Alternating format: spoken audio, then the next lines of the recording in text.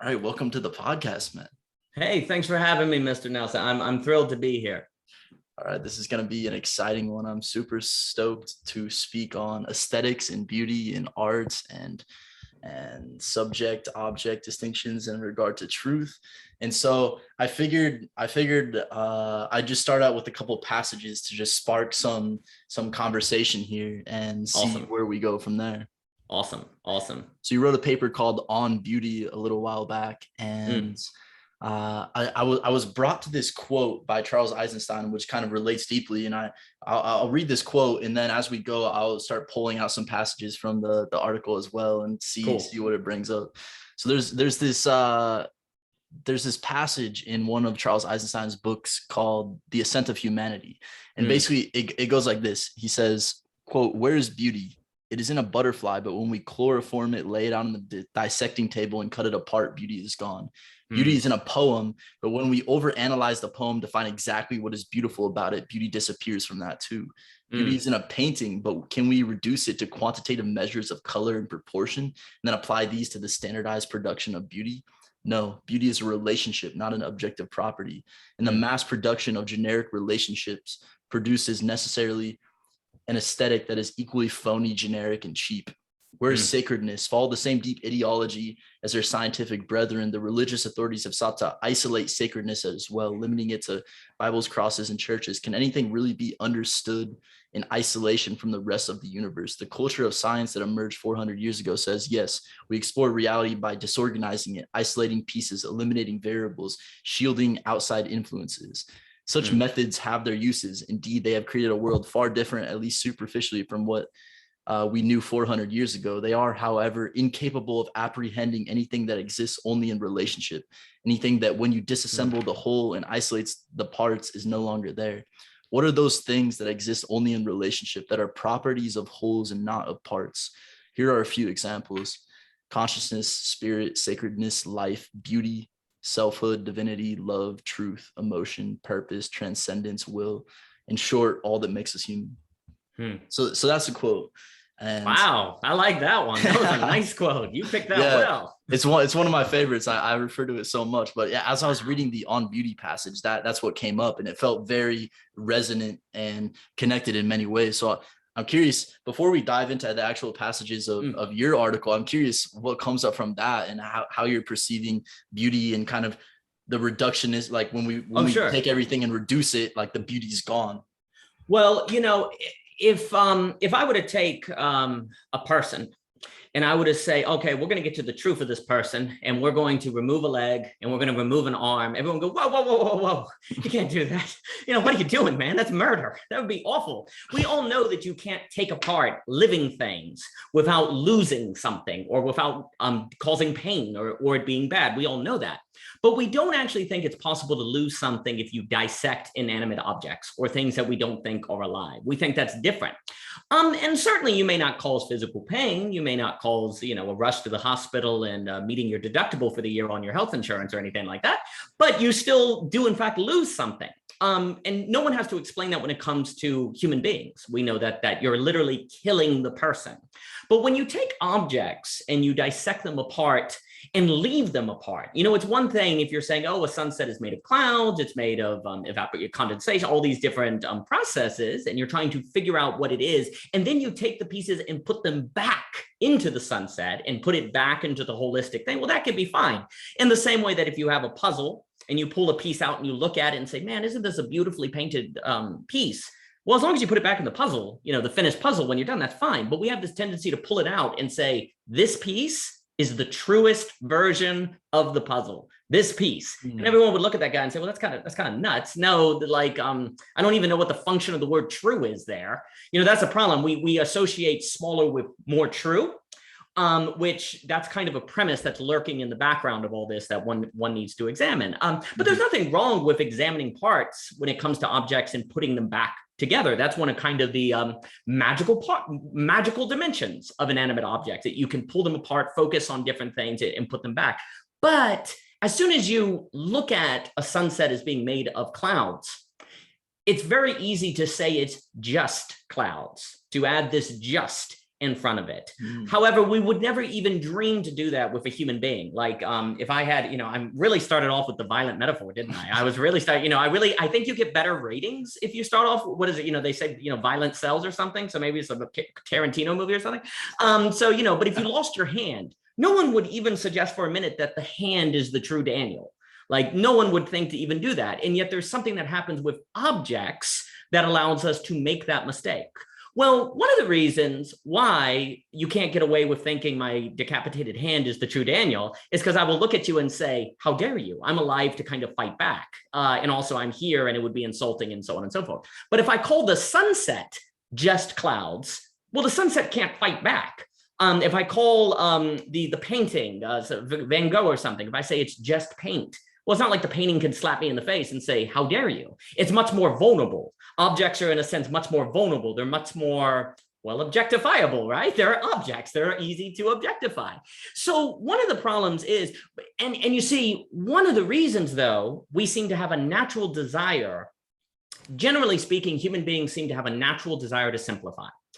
We want to simplify everything. I think one of the reasons might be the brain wants to save energy. And if I can say, oh, it's just clouds, well, I'm done with it. It's a closed loop. I don't have to think about what the sunset is anymore. It's just clouds. I don't need to think about any possible higher realities it's pointing to or some sort of complex role of subjectivity to come together on the sunset. No. It's just clouds. So the brain can save energy, right? So reductionism, maybe evolutionary biologically, has this sort of saving energy property that we want to believe in because then we're done with it. It's a closed loop. We don't have to think about it anymore. And arguably abstract thinking, if you're always thinking abstractly, can get in the way of, doing the dishes or going to work because you're pondering Gödel's incompleteness theorem, and for some reason the truck didn't get unloaded. So, there's an element of where the brain is being practical to reduce. Well, we can't get away, even if the brain wants to reduce human beings to just being parts or just bodies, the very subjective, the very person doesn't allow us to do that, nor does the social order allow us to do that without obviously committing some sort of crime or objectification. But we can get away with it on objects. We can get away with it on things in the world. And one of the lessons of aesthetics is to not give into that temptation, to not fall into that temptation, even if I like to call frenemy brain, it's our friend and it's our enemy. It's what makes thinking possible, but also why it makes thinking so hard. It will naturally want to think of things as being simply parts, as opposed to actually making things a dialectical total result, as opposed to making things a result of a dialectic between the parts and the wholes, the sum and the total that then arises to something emergent, or what we'll talk about high order, that cannot be reduced to the low order. We have to fight ourselves, but where people will force us to fight our energy-saving brains to acknowledge them as a subject, objects won't. So we have to be self-disciplined. We have to be self-disciplined to not give into that temptation, to see them as whole and harmoniously, which we will naturally not want to do, because once you start taking beauty seriously, then you have to take experience seriously. You have to take conditionality seriously. You have to take particularity seriously. You start having to take mystery seriously. The possibility of transcendence is seriously. Once you take beauty seriously, a whole new world opens up that our energy-saving brain just simply may not want to consider. So I think for me, the passage that you read is speaking to this natural tendency that we have to fight, especially today when we are very empiricist, very scientific. Not that that's bad, because that is a necessary element of understanding, that we have to fight this tendency to dissect objects in order to get a sense of understanding them so we can stop thinking about it. That's kind of the funny thing. If we, and then I'll pass it back. C.S. Peirce, it looks like Pierce, but it's actually Peirce, an American pragmatist. He talks about how we all want fixed belief. And that's the idea that the point of thinking about something is so you can stop thinking about it. There's this irony here. We think about things so we don't have to think about them anymore because we know the truth. And then we're done and we can move on. Because when you don't know what to think, it's kind of like an irritating itch that you have to scratch, and it's really annoying. And so you want to fix belief. So one of the reasons why I think we're reductionists is because, well, we just want to fix belief, dang it. We don't want to be thinking all the time. Once you take beauty seriously, you really are opening up a horizon that leads you into a lifetime of thinking. And that goes against a fixed belief that would psychologically and existentially stabilize us. So we don't want to do that. So that's the other. So then we do these mistakes of reductionism, because reductionism is a quicker road to a fixed belief, a stable belief, so we can scratch that urge of trying to understand and therefore go back to watching Netflix and not having to think about stuff. Yeah, totally. In the end of your article, I remember you writing something as well about is beauty always a good thing? And I think you touched on something similar, like perhaps it can send you into this spiral of just pursuing things endlessly and not actually being grounded whatsoever, because it's just endless. There's an infinite amount of different things you can explore. And I wanted to actually bring this up too. I could actually bring up that quote real quick. Take your time. You said, what is beautiful is not that which we cannot know, but that which the more we understand, the more that we see there is more to know, like a landscape covered in a fog that is unveiled a little at a time. Why is beauty an ever deepening mystery? And then you said, in being aesthetically magnificent and awful attracts the observer into diving into it/self. And since humans are infinitely deep, we have met countless people, seen countless things, entertained countless conscious and subconscious thoughts, all mixed together into a unity within. What we experience as beautiful is also infinitely deep, being an extension of ourselves, and yet not a simple reflection. And so that felt very pertinent as well. And I'm curious, I wanted to weave in something else as well. You started speaking on like this reductionism thing. How I understand what you said is like, we're trying to reduce it to like, all right, this part is the truth of that thing, right? Yes. Versus all of the things it's related to. And we're kind of speaking on like relationships. And I've been really contemplating recently, like, I've been diving into the work of Nora Bateson. You've probably come across her work as well. And she basically speaks like, all right, what is a human being or existence or something?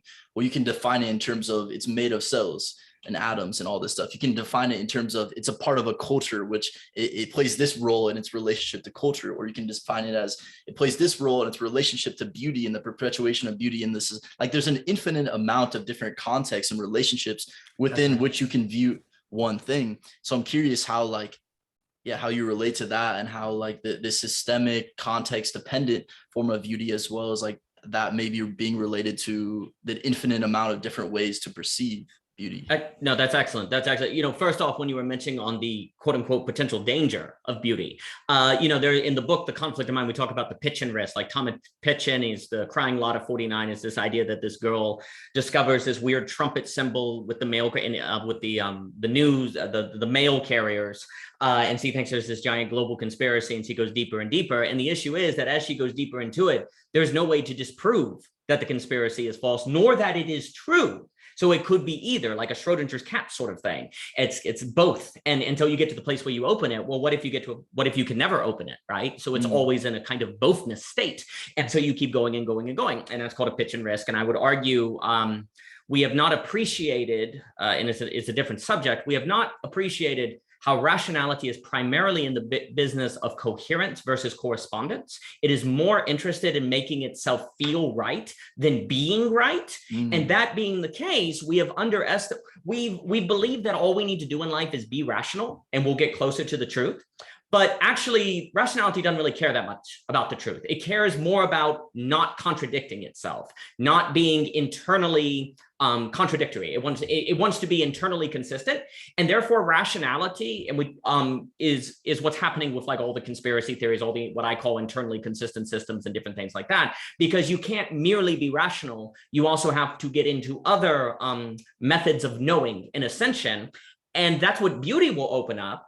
But beauty also comes with because that's going to teach you an entirely different way of thinking, where you're going to be thinking in terms of high order complexity, relations, as I'll get into a minute, conditionality versus just relativity. The idea that we talk about truth as relative. Well, really, most of the time, truth is conditional, meaning that if you want to, say, learn the truth of quantum mechanics, you have to meet the conditions of knowing enough to understand it. In the condition of being in the laboratory, there are conditions that you have to meet. And beauty also unveils that. Like, for example, to get the beauty of Tolstoy, you have to meet the condition of being literate, right?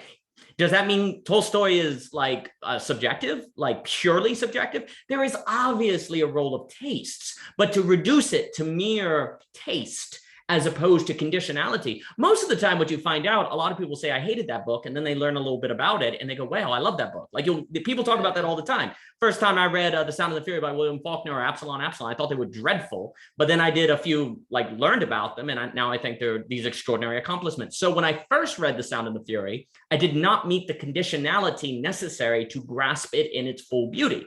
Then later on, you do. This is also another reason why when you reread a book, sometimes it can be an entirely different book. Like you'll read a book, say, I read Kierkegaard's Works of Love when I was 19 or something, and it was neat, but it kind of whatever. But then I read it again when I was 28, and I was like, oh my gosh, this is extraordinary. Same book. I didn't read any faster or slower, but I was at a different life phase and thus met different conditionalities where it was an entirely different experience. Well, wait a minute. That suggests experience and time have a role in what knowledge I can even absorb or what wisdom I can start to absorb. That would actually suggest that therefore my ability to grasp things is very much tied to my conditionality. And also, therefore, how I relate to the world outside of me. When I am 18, I have had X number of experiences, which are much less than what I've had when I've had 28, where you've had these different things. Maybe when I was 18, I had ideas of what it was like to raise children, for example, but ideas are not experiences. Experiences are very different from ideas. And yet ideas feel as if they're the same as experiences when you have them. But then you get older and you realize you were an idiot.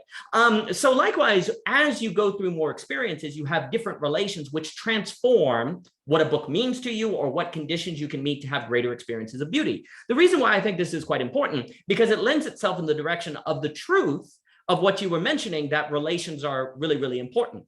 Because if in fact truth, quote unquote, was simply stable or based on stable states, then it should not matter how you change through time regarding what you learn. Like the fact that you are 28 should not impact your experience of The Sound and Fury or your ability to grasp concepts like hypertime or something like that, or the Schrodinger's cat or whatever, or your experience to notice details, say in your house or different things like that. But literally, as you get older and have different experiences of which then change how you relate to the world, the way you take in the world transforms. And I think this actually alludes to what, like we spoke with Dr. Last, where you have the difference between what I call in Hegel the absolute and the truth. The truth, to allude to Wittgenstein, is basically everything that is the case. The world is everything that is the case, that famous line. Where in Hegel, the absolute is everything that is the case plus you, plus your subjectivity that is transforming the facticity of the world, which in turn transforms you, which then changes the facticity. So in Hegel, there's a radical relation between the subject and the world, of which transforms what constitutes the world, which in turn transforms the subject, and then you have this feedback loop. Well, now what's starting to happen is people are starting to acknowledge that relation matters. In addition to the transforming relationship of yourself to the world, there's the relation of objects to one another in different contexts that have a infinity, just as you noted, about them. And, so to what's kind of funny is beauty forces you to acknowledge the infinity of materiality.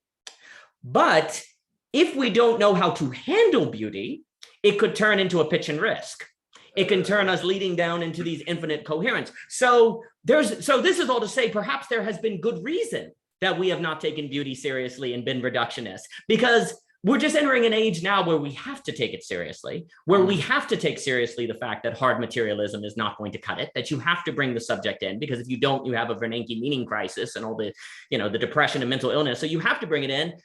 Oh, but if we bring it in, then we do in fact open these infinite considerations, of which are, one, our brain will not like, two, we have not had the schooling to handle, three, we don't even have the language of conditionality to understand, four, we have to go to work every single day and don't have the time to think about it, but five, we don't have a choice anymore. So, we really have to, that's why to take beauty seriously, you also have to learn how to think. Like it even will get you into mental models and to epistemologies. But to cut to the point, I do think it is very hard, as I understand, and I'm no expert in it, but as I understand developments in the sciences, relations are becoming quite critical and in different things. So we have to take them seriously. But once you do it, and I think beauty gives you phenomenological experience to take seriously those developments, well, then it's a very big responsibility.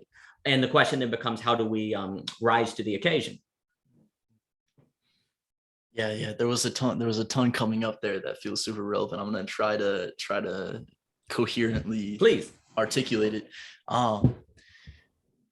So there's something around one. What came up is like, all right, so this conditionality of beauty was fascinating to me, because just growing up, I've always heard, well, like beauty, it's just beauty is in the eye of the beholder. If you think of painting as beautiful, it's because you think it is. And I love that kind of more nuanced understanding of yes and no, because it is, but once you meet a certain condition, right? And so some people will meet the condition and will find it beautiful. And if someone meets a condition that doesn't find it beautiful like that, like let's explore that area. So right. like what, and then that, what was so fascinating about that, or so inspiring, I guess, about that would be, you can actually cultivate beauty. I was like, whoa, like Yes. what would it, so my question was like, what would it look like to actually cultivate the capacity in like just generally, in order to experience more aesthetic beauty, or just more beauty in general? And another point that I felt was related, but I was trying to figure out how to make the connection was, we spoke about like this infinite, like beauty is infinite, context is infinite, right? And so there's something around the your book, The Context of Mind, or Conflict of Mind. Conflict of yes. Mind. Yeah.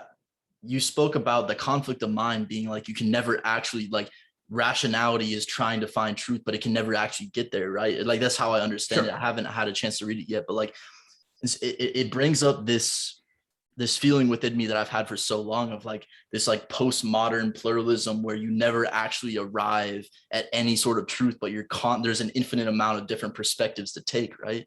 So I'm curious how, and you spoke with Dr. Last on this a couple times, on absolute truth. Like what is it that we're like, it feels like somehow beauty and absolute truth are related, of like this beauty is like this infinite context, but it's so mysterious, but yet it still draws us in. And it's just because it's infinite doesn't mean we should shy away from it, but just kind of like open ourselves up to it, knowing that we can never actually fully understand it. And the same thing is like, how does that relate to like the conflict of mind, where beauty is like, we're like trying to like open ourselves up to this like absolute truth of beauty without actually knowing that we can ever understand it with the mind, sort of thing. And how does that relate to like being able to cultivate experiences of beauty? I'm sure you can somehow. No, that's outstanding. Oh, well, the main phrase of the trilogy is the true isn't the rational, and the conflict of mind is book one of that. And the problem you have is what we think is rational is relative to what we believe is true. So if I think it's going to rain today, it becomes rational to bring an umbrella. Let's say it doesn't rain though. Does that mean I was irrational? No, relative to what I thought was true, it was rational to bring an umbrella. It just turned out that I was wrong. It is therefore possible to be rational and wrong. But here's the funny thing.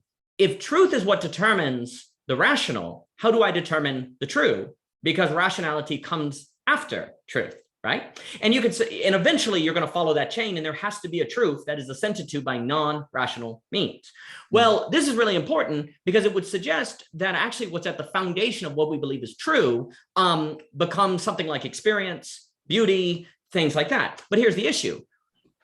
Necessarily, anything you assent to as true strikes your mind as being assented to rationally, because that is understandable. You can't really understand why an experience of, say, the Sistine Chapel makes you a Christian or something, right? There's no it's a high order sort of thing. You can't break it down. Yeah. So you have to come up, like, what's really weird is that actually logic and rationality are very low order. We tend to associate them with like kind of super smart, and don't get me wrong, there's some truth to that, but actually they're a low order method of assent.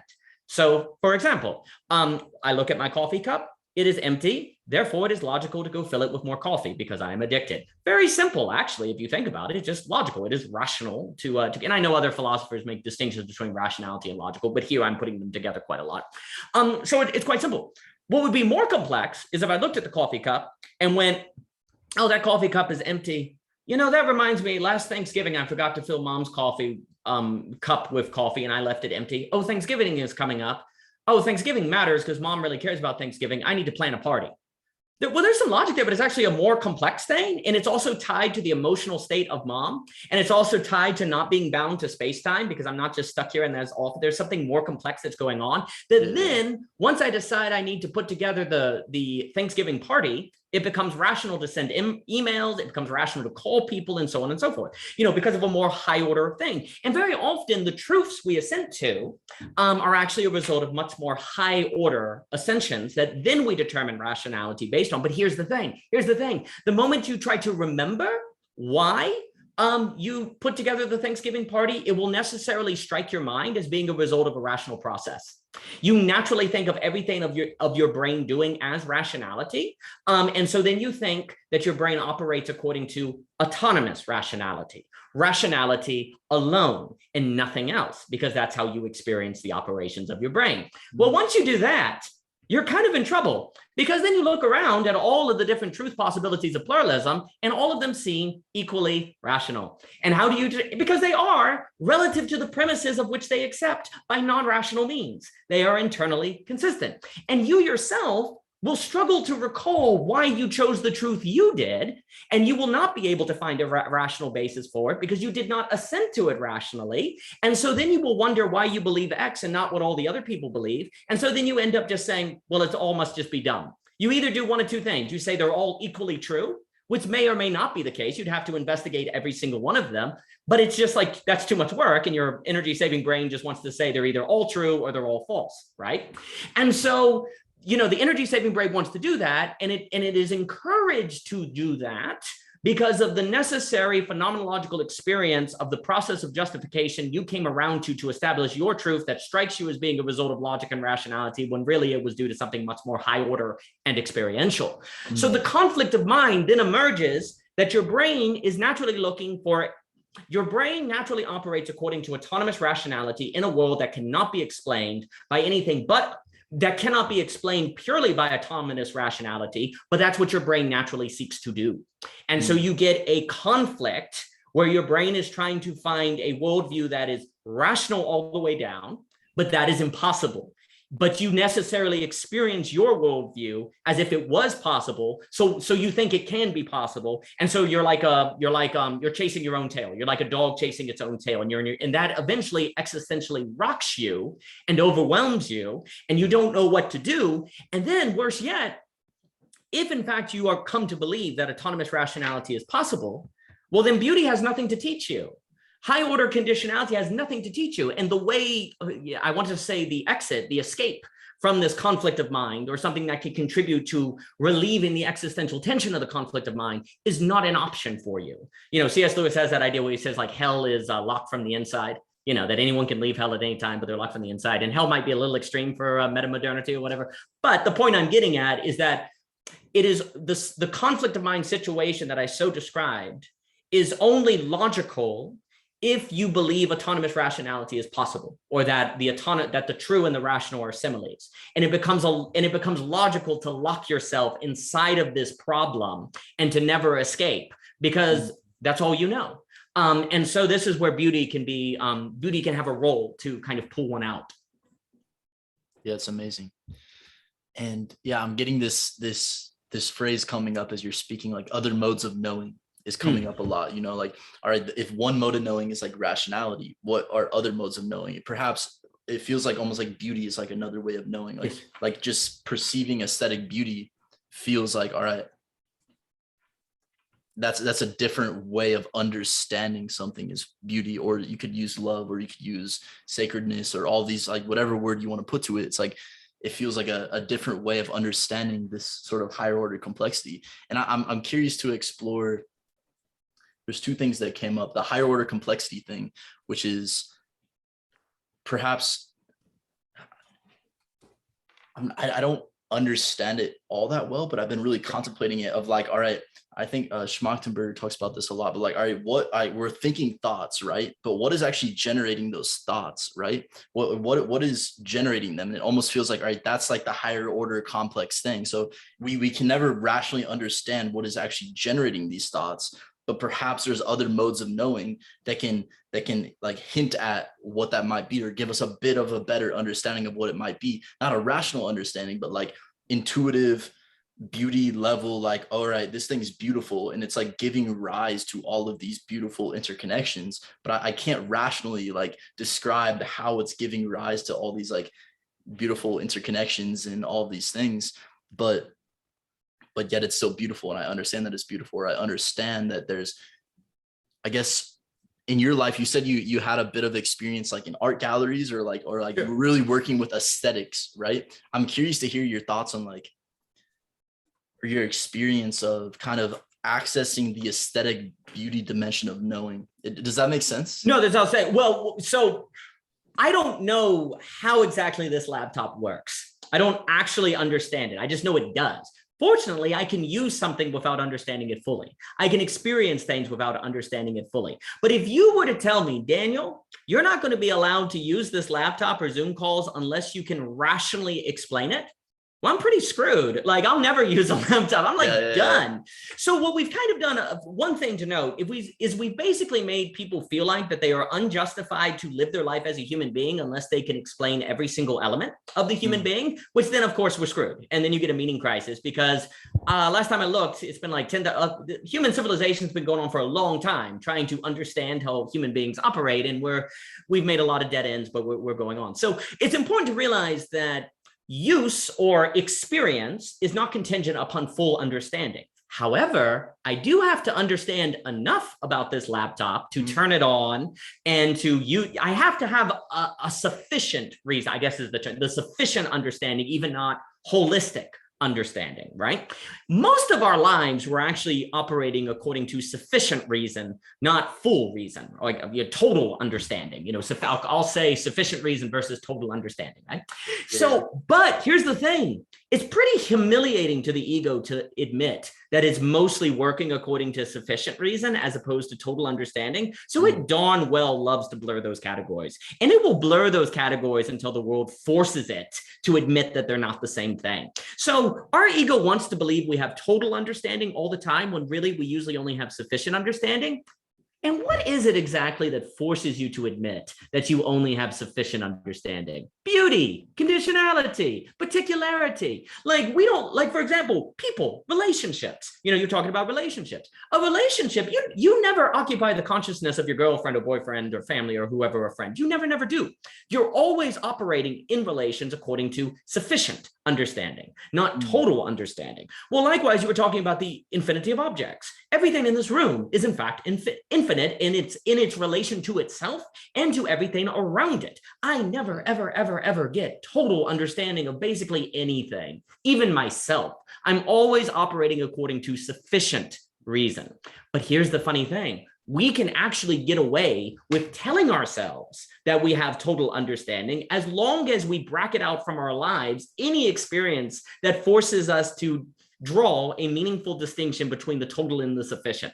And the aesthetic in the beautiful tends to be the most obvious example where those are different things, because the beauty points to a high order, harmonious reality of parts that are very difficult to understand and that we don't fully understand. So let's just say it's subjective. Let's just say it's taste. Let's just say that all it is some sort of like extracurricular activity that doesn't unveil anything deeper about the nature of reality, that doesn't have any ontological consequences. Because once you say it has ontological consequences, well, then you can no longer tell yourself and convince yourself that sufficient reason is the same as total reason. So first off, the first point to make is one of the reasons why we don't naturally get into this stuff is because we don't want to admit that there's a difference between sufficient and total reason. We want to convince ourselves we have total reason because our ego is very large. And even when we say I'm selfless and I don't have a big ego, that's part of the ego saying, look at me, I'm so great, I'm selfless, right? You know, look, I'm so humble. So anyway, so the second thing is that when we talk about high order, and you're talking about different ways of knowing, you know, to start off, like I have my lap, we'll use the laptop example. I can actually turn off my brain and just look at it, right? I'm not thinking, it's like meditation. That's perceiving. I call that perceiving, where you turn off your thoughts and you're just perceiving things. Yep. But we tend to assume that all actions of the brain are thinking. Like the only thing that the brain does is thinking.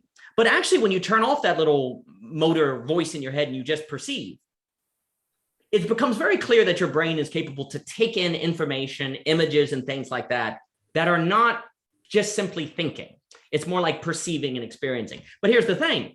Thought so quickly rushes in and then says, that's a laptop. That's a laptop, and puts it in a mental construct, a linguistical mental construct, that it becomes very difficult to remember the experience of looking at the laptop without thinking about it, okay? Because thinking consumes it so quickly, as if it's all just thinking. The reason this is important is because thinking, the moment it says, this is a laptop, that understanding of the phrase, this is a laptop that's running in my head, is relative to my understanding of what a laptop is and how I define it, what I think it does. But when I turn off my thinking and I just perceive it, I'm actually opening myself up to the reality of the laptop that cannot be reduced simply to my thought and understanding of it. Now, strange enough, that experience of perceiving is kind of meaningless because I need thinking to make it meaningful. But by turning off my thought, I am at least getting a glimpse to myself of everything. What's also funny is when you like turn off your thinking, it actually kind of feels like the bookcase and the pictures and the wall are all together. You start seeing the concert of relations kind of come together, but I can't think about the bookcase, the pictures, and the wall all at the same time. I have to go bookcase and break it down to one. So when you try to turn off your thinking, you can get glimmer, you can enter into perception of which is more of a raw experience of the pure aesthetic or the pure whole that's going on, that then you use thinking to make meaningful for you. So you're moving the direction of high order. Also, high order thinking is when you cannot, it's a cause and effect that cannot be explained according to a single plane, a single ontology. And what I mean by that is if I have a billiard ball on the table and I hit it and it goes across the table and it hits another billiard ball and the other billiard ball moves.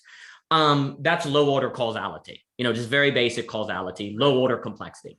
But if I take a billiard ball and hit it across the table and it hits another one, and that reminds me of the time when I was 4 and I played with my sister pool and I haven't called her in a long time and I need to call her, that's a high order causality because I move from material reality to mental thought to then a future action of which I will be able to experience because I have a thought to then go call my sister. So notice how I've jumped between different ontologies, if you will, or different composite, material composition, mental thought, and we can get into if mental thoughts are simply a product of the material, but relative to my phenomenology, they are different planes of being, the material, the thought, and then the future. Right? So I'm moving between. Low order complexity and causality tends to be on a single plane. It tends to be horizontal, if you will. It tends to be horizontal on a single ontology. Whereas high order complexity tends to be vertical across many different ontologies, if you will, or ways of knowing. And so, well, one, we don't like that because that's hard. You just brought in a vertical dimension. The energy saving brain simply wants the horizontal because then it doesn't have to worry about the vertical. And then also once you bring in the vertical, you also introduce the relation between the mental and the material, all of the relation of the different ontologies. That opens up a whole world of complexity. And then also I can't observe the memory in materiality of calling my sister. So are you saying that non-material things have reality? Oh, crap, that changes everything. And so all of reality starts to transform in what you have to pay attention to if you take seriously the movement across multiple ontologies in a vertical direction, as I was mentioning. The experience, to explain beauty, you must get into the vertical. You have to. It will force it because you cannot explain the sunset and why you find it beautiful purely in terms of the horizontal or low order causality. There's some sort of holistic experience that is only possible because of clouds, but cannot be reduced to clouds, right? So it is emergent in a way. It comes out of parts. There's a hole there that you can't easily locate. So what ends up happening is once you take that experience seriously, that means you also have to transform your epistemology, like how you think about the world, what mental models you so the aesthetic and the epistemological influence one another, right? Because once beauty becomes high order, once high order is serious, and you can have the revelation of the epistemologies of high order from that billiard ball example. It just tends to be the case that beauty is the most obvious case study where it kind of brings these things together, the subjective and the high order and the suspension of thinking for pure perception, and thus unveiling multiple mental acts. But once you do that, you have to have a corresponding epistemology. that transforms and is open to the high order, which then also has to be an epistemology that makes a meaningful distinction between sufficient reason and total understanding, which then, of course, is going to be is going to be humiliating for your ego. So you're not going to want to do that, but you will need to do that. And then the third point, before passing it on to you, one of the reasons it's hard to get high order complexity is because it tends to it all merges together. And what I mean by that is when I am simultaneously perceiving this laptop and thinking about it. Okay, so there are two mental acts going on, the taking in of the phenomenon and the thinking about of the phenomenon. Well, it seems like they're the same thing then, that perceiving and thinking are the same, right? That experience and thinking are the same. That's how I experience it. When you look at a sunset, it is in fact composed of clouds. It does have material reality, but it cannot be reduced to material reality. So that's one of the other reasons it's easy to forsake the high order for the low order, because when you experience high order, you tend to interpret it in accordance with a single dimension of the whole, like the materiality, and therefore make it seem like high order is not there. So the part of the problem too is in phenomenological experience. Mm.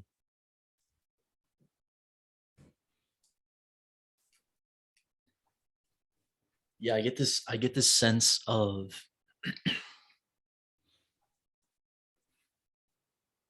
I never perceived higher order as like, all right, you have like this mental reality, you have this like formless reality, you have this physical reality, and like kind of moving in between those, like zooming in, zooming out, and kind of having different phenomenological experiences of all of them.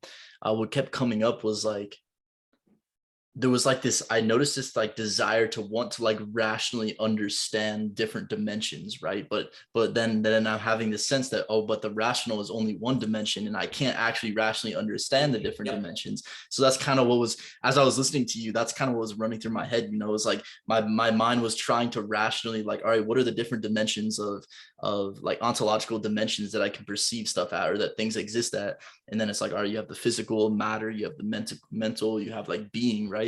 But then like running in loops, it must have been like one example of the conflict of mind, you know, because it's like, well, just running in loops because you can never get to like this being metaphysical experience of it. And so that brings me to what came up as you were just begun speaking, was like, you look at something, you look at your wall, before any thought arises, what is that thing, right? And then you impose your own subjective meaning onto what you think a wall is or a laptop is. And I was really kind of I was really sitting with that. I was like, all right, well, what is trying to be spoken here?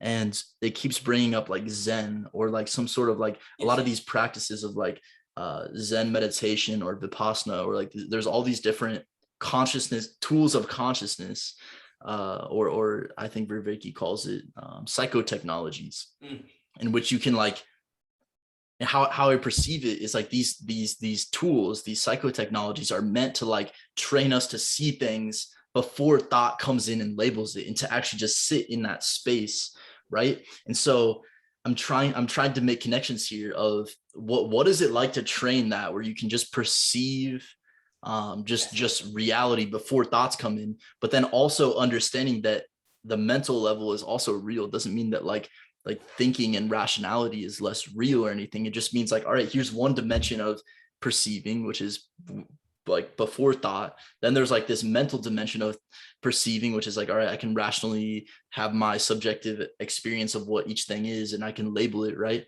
And this comes up, you were speaking about something in one of the episodes on your YouTube channel, and I can't remember exactly which one it was, but you brought up this T.S. Eliot quote, which is like, they're coming back home to the place like where we started, right? And it was fascinating because this is what I've always tried to understand or articulate, which I feel like a lot of people in the I spent some time in like these like spiritual communities, you know, kind of like the hippie spiritual communities. And something is like, there's this complete just trashing of rationality in mind that like, I can't get my head around why it happens. And I can't explain or articulate like why we shouldn't trash rationality in mind. But there's something that you spoke on that kind of hit on that, which is like pre-mind, that which is before mind, and rationality is not the same as having mind, having language, and then going to that which is like beyond language, or going like, you know, going from no language to like trans language or something like that is different than just staying in this pre-language the whole time and not ever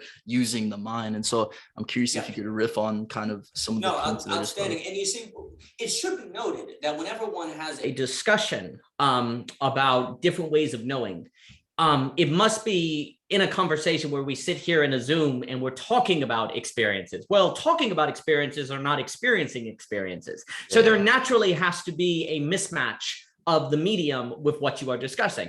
I'm really glad, though, that you noted this nature of your brain when talking about different ontologies or different ways of knowing, trying to rationally understand. That's exactly right. Rationality immediately is trying to understand it in its terms, but it cannot.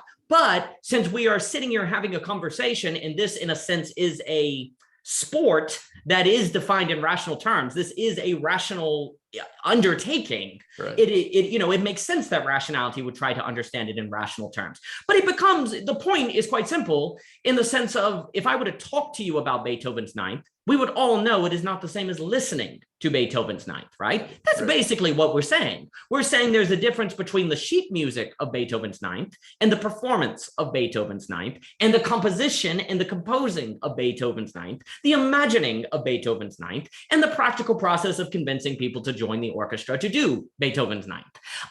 If I were to ask you, have you ever heard of Beethoven's Ninth? And you were to say no, and I say, oh, well, here you go. And I hand you the sheet music and go, well, now you know Beethoven's Ninth. Yeah, that would be kind of nuts. We would say, no, you kind of know it, but you also do not. But here's the trick.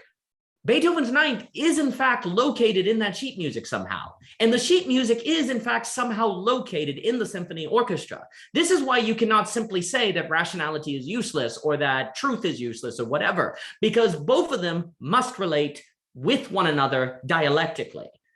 We want to, there's a temptation either to say it's all rationality autonomously or it's not rationality at all, because both of them save us work. We don't have to do any work. Once you introduce dialectical relationships, oh, well, now we have to work all the time. Right. So the divide between ideas and experiences, and also the very fact that you can only ever talk about ideas as if they were you can only ever talk about experiences as if they were ideas, leads to a dilemma of understanding the point, when if you were simply to have, look at Beethoven's Ninth sheet music and then go listen to it, the difference would be extraordinarily vivid to you. It would become very, very, very, very clear. In regard to your question about the pre-rational and so on and so forth, I think the best way, so there's a few things. One, all information that enters your mind is aesthetic. All information is aesthetic. And what I mean by that is, if I look at this pen, it's green, it has shape, it has a design, there is an aesthetic dimension to the pen. Right. If there's a voice in your head, it has a sound. If you see an image of a unicorn, there's an image of a unicorn. There is an aesthetic dimension to all information. You have never in your life, none of us have, taken in information that was not sensually processed. It is always sensually processed, even if you cannot reduce it to the sensual. And even if there's a difference between the unicorn in your head and the horse in real life, they are both experienced with colors, shapes, and so on and so forth. So one, what's really critical to understand is that when we're saying that beauty can open you up to different truths, that becomes more palatable once you understand that all information is aesthetic, and that beauty just becomes an extremely concentrated, focused version of aesthetic information that then cannot be totally reduced to a single plane of understanding like rationality, because it is touching on a bunch of different ontologies. So keep that in mind. I think a good way to understand all this as well is I like to call it the blank canvas example. So I want you to imagine that you are on a blank canvas, like that you are just on a blank canvas. You don't even have a body. You're just a floating consciousness on a blank canvas, okay? Now I want you to be rational. Be rational on the blank canvas. You're saying your entire reality is a blank canvas. There's nothing. Yeah. You're just, it's like a white void, but it's not nothing because you somehow have consciousness there. Just go with me here. Right. So it's like you're on a blank canvas. I want you to be rational. Be rational here. You actually can't, because there's no information sources to determine what is rational, right? But what if suddenly I were to say you have a body? Now you have a body, okay? And therefore you have a stomach and you get hungry. Well, suddenly now it's rational to find food, right?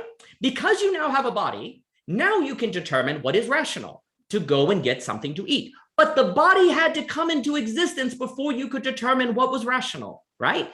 And the body is experienced how? As an aesthetic thing, shape, form, it is there. The body is an aesthetic experience. Information is always aesthetic.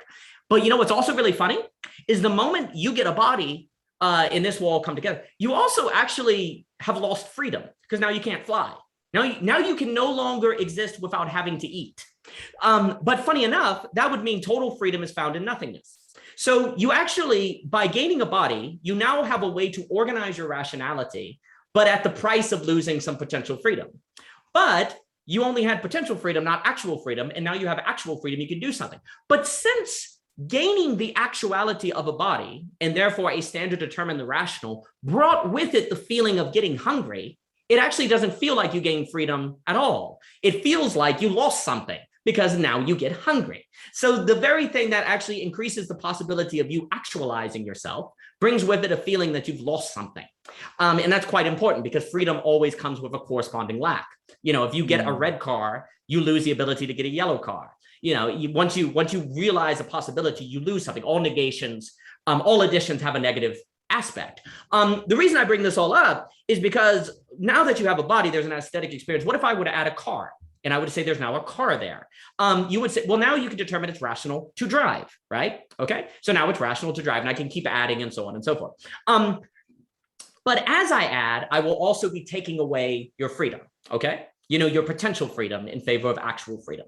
Yeah. All right, so, but now here's the thing.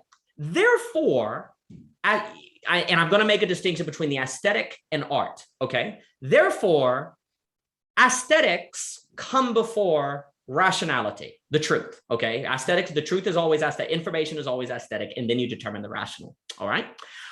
Well, what is, if someone creates the movie Inception, right? You know, that is a new source of information, right? And now you can find it rational to try to create an invention that can jump into people's heads, right? Or if you see the movie Blade Runner and that creates the whole cyberpunk dimension, right? Now it can be rational to try to become like that person and you can choose. Oh, here's the other key to what the aesthetic determines what you can choose. Because before the car exists, you can't choose to drive a car, right?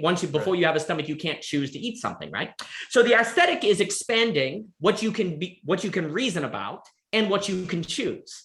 And the artist, you know, Blade Runner, the causality could have never given rise to Blade Runner. The ocean and the rocks couldn't given rise to Blade Runner. Only human beings can give rise to Blade Runner or, you know, Akira or Ghost in the Shell or something like that. But once they give rise to these things, we can then choose to make ourselves in their likeness and image, right? We can choose them and organize our rationality.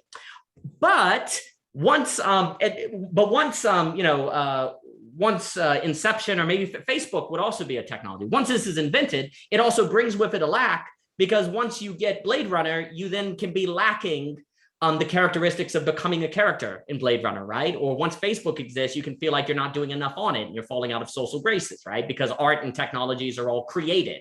So there's going to be connections between these different things. So the issue is that the creative act of human beings in creating new arts expands what it is possible for us to be rational about and thus choose, but it does so by also introducing a lack that's going to make us feel like we lost something, and it's going to be doing so by reducing our potential freedom, by increasing that thing that we created.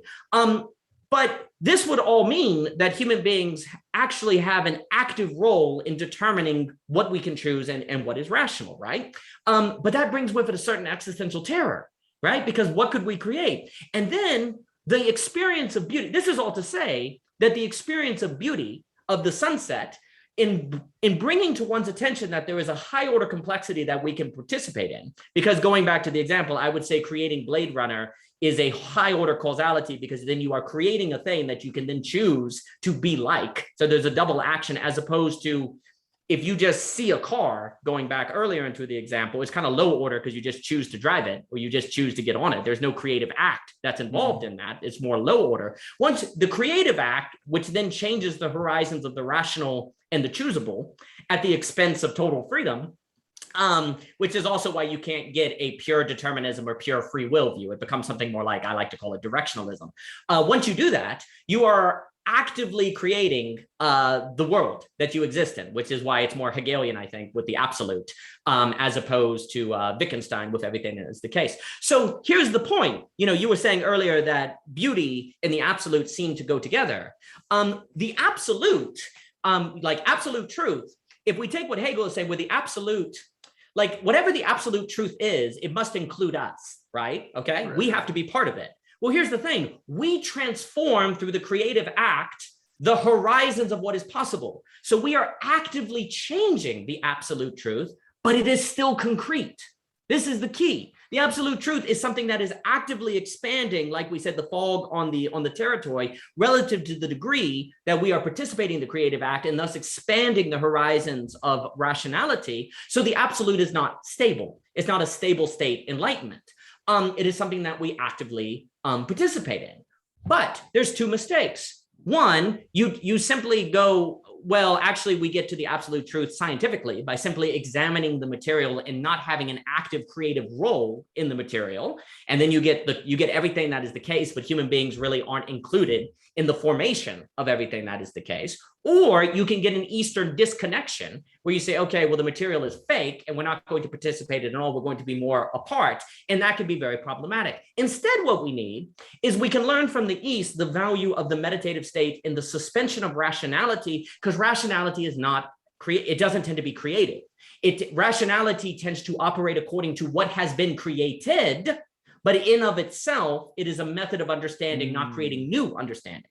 So the East can kind of make you be a little more understanding that rationality can't do everything. It cannot be autonomous, where the West can make you understand, well, no, like rationality does play a role, because if you're creating new horizons, but you don't have the rationality to choose them, well, then it doesn't really matter that you're creating new horizons, because you're not walking toward those new horizons that you need to be doing. So based on the blank canvas example, there's a dialectical high order relationship between rationality and creation, where the creation and the expansion of the aesthetic through art. Because another way to put this is that the aesthetics is what philosophy is always about. It's always about the aesthetic, whereas art becomes the subject of new philosophy. So the aesthetic is like here, and art is kind of expanding the reins of the aesthetic, in the experience. So then it's expanding the topics philosophy can be about, or the truth is expanding into the absolute. So we are expanding what we can philosophize about. So if philosophy and art do not dialectically relate, they both die. Because if you have absolute truth, but you don't have the rationality to understand it, it doesn't really matter. It's practically the same as nothing. But if you have rationality, but you don't understand it has to dialectically relate to the creative act and corresponding aesthetics and truth, well, it dies. It doesn't have any new material. It doesn't have anything to think about. And so I think when you're mentioning the East and the suspension and the skepticism of the rationality, that's what you can learn. The work that needs to be done is having the East and the West dialectically relate, because both of them have a tendency to a unity according to their own premises, a coherence without correspondence, to allude to earlier. And I think all unities, like we talked with Cadell, all unities ultimately are a death drive.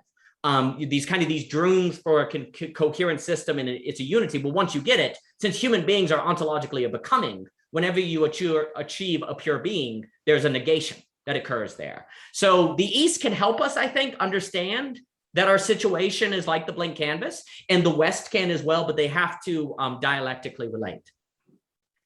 That's beautiful. Fascinating.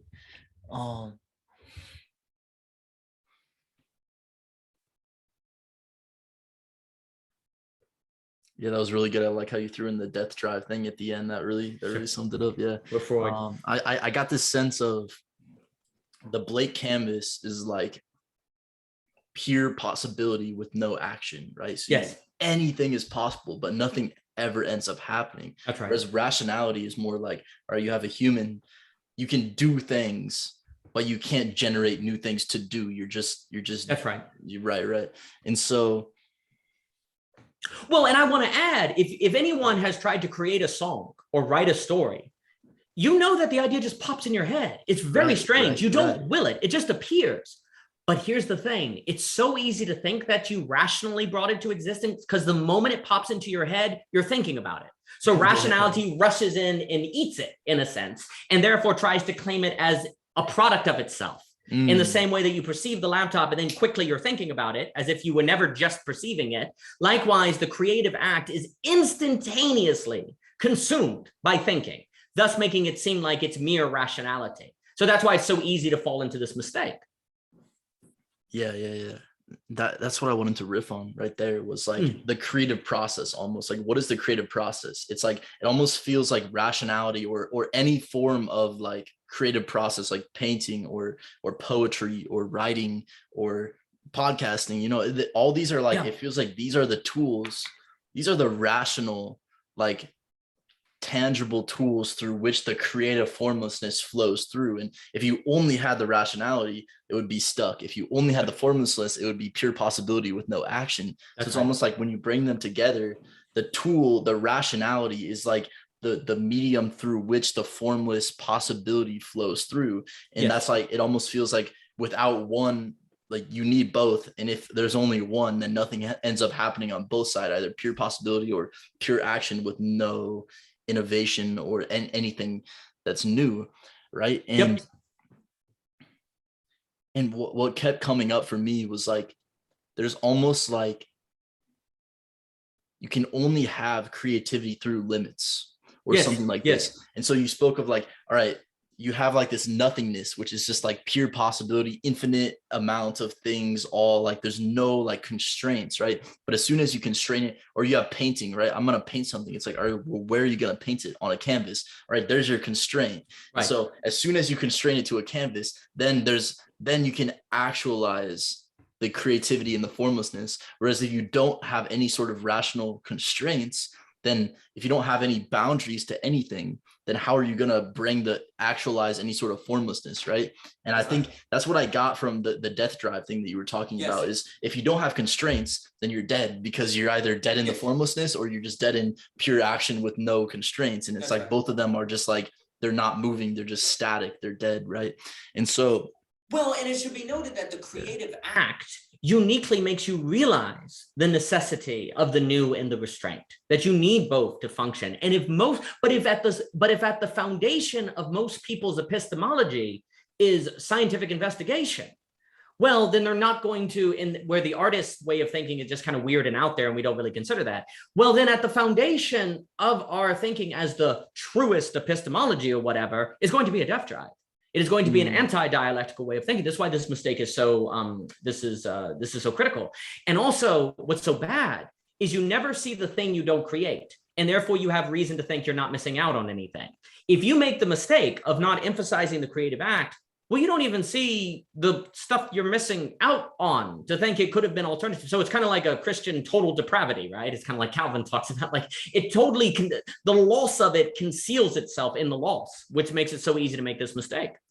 And this feels like the infinite beauty thing we were speaking on as well.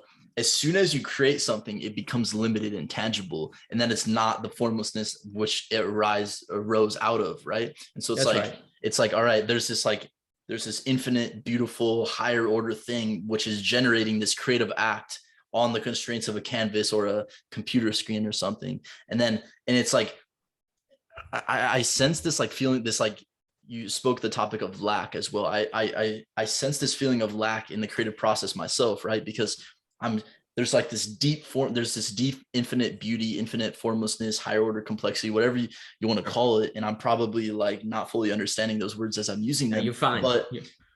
But as soon as I create it, it's like I'm creating from this like pool of just like wow, like there's this inspiration, right? That's what is inspiring, is noticing that mysterious, infinitely beautiful thing and then trying to manifest it into existence. And then as soon as I manifest it into existence, like, that's not quite what I was perceiving that I'm trying to create. Then it's like it almost feels like that relates to the infinite, like beauty is never ending, right? So as soon as I create something that arises out of that beauty, and it's aesthetically beautiful to me, and maybe other people perceive it because it's drawing forth from that that pool, that higher order complexity. It's drawing from that and it's creating it. Now it's in existence as like, all right, that it's kind of, it's beautiful, but it never fully encompasses that which I used to create it, or that which generated it in the first place. No, this is very, very critical. One of the reasons it is so problematic that we place as the truest thought something more like investigation or empiricism is because that does not give us the psychological and mental tools to handle how reality actually is on the subjective and psychological level, which then sets us up for a whole lot of mental illness. And I don't think that's by chance, because you're always creating out of an infinity that whatever you create cannot be. You are always creating out of infinity that whatever you create cannot be. But you're kind of tapping into this infinity to realize some of it, but you always have to leave it behind, because you're bringing it into finitude. I think what mentally helps is what I tell myself is, yes, the story I just wrote came out of infinity, but it can never equal infinity. So I'm always just trying to fail better. And once you do that, it becomes easier to produce because you're not always saying it's not the infinity. There is a necessary tragedy because of the nature of reality itself. Creativity must come out of the infinite, but it must be realized into the finite. There's no getting around this. It's not that you did a bad job on your novel. This is for all artists listening to this. That feeling of lack is not because you suck. It's because of the ontological situation that you're Heideggerianly thrown into by being born. Okay, so now you can go get yourself a latte. You feel better now. Good. I'm so glad. In the same way that you can only be free if there is reality of which you did not create. So therefore, you can only be freedom within restriction. It has to be there. And so the problem is when we go, do I have free will? Guess what? Freedom always has to materialize into materiality of which does not seem free. That seems stagnant. Your experience is going to tell you that you are not free because freedom would have to manifest into a causal form to even be at all, because pure freedom is nothingness. You only get I was saying earlier in the campus example, you only get freedom if you get less total freedom. Maybe another way to put this is we were to say, you can only get freedom if you get less potential. Okay. But that's kind of funny because we tend to think that potential equals freedom. No, in a sense, but the only way to get freedom is to reduce potential. If you're that floating consciousness, you can only get the freedom to lift your hand if you're given a body, but once you're given a body, you don't have wings or something, right? You've lost the potential of flight, but you've gained the ability to lift your hand in to enjoy my wife's squash casserole or something like that. So the issue is we spend all of this time mentally going nuts because we don't feel like we have free will, because what we're actually looking for is total will. We conflate free will with total will, the ability to choose and do everything, but that doesn't exist. And free will, if it didn't have direction, if materiality did not give you direction to use your freedom in, you wouldn't know what to do. You'd be psychologically overwhelmed. You'd be chaotic. Everything would feel random, right? You wouldn't have a meaningful difference between choice and random. So the funny thing is, the feeling of lack, I need to eat, I haven't published my novel yet, that actually directs you. You know what to do with your freedom. If you had no lack at all, you might find it very difficult to operate. You might find it very difficult to know what to do. Now, there is something to be said, but even if you're not feeling like, I'm like an emotional, I need to write a novel or something, the thought that you need to do that must mean the novel lacks from reality. There's always like a corresponding unrealized potential that you must be operating according to. So the point is, you can't make this simple. Human reality cannot make simple splits between freedom and determinism, because they're always, you're gaining freedom by losing potential. So you can't split them apart in the same way that you are creating out of the infinite by leaving the infinite behind. Okay. So and we can go through a lot of examples, a defining feature of human existence is the reduction is the translation of the high order into the low order so that you can comprehend it, of the infinite into the finite, of the potential and the infinity of potential into the actual, so that there's something there to be free. There's always this, humans are always, they're always transpositioning. I think in music, they call it transpositioning, where you say, write down the notes to a symphony orchestra, or you play the notes from a symphony orchestra, like Beethoven's Ninth, right? So you listen to Beethoven's Ninth, you write down the music, that's transpositioning, or we'll just say translating. And then you read the sheet music and translate it into music, okay? Ontologically, human beings are always translating back and forth, between potential and actuality, freedom and determinism. But if we think that it's one or the other, the critical human element of the perpetual translation is forsaken. Once we forsake that, we do not understand ourselves. Once we don't understand ourselves, then of course we're going to have mental health crisis problems. And of course, we're also not going to know how to formulate society, because then the social structure is going to be completely relative to what you think human nature is like.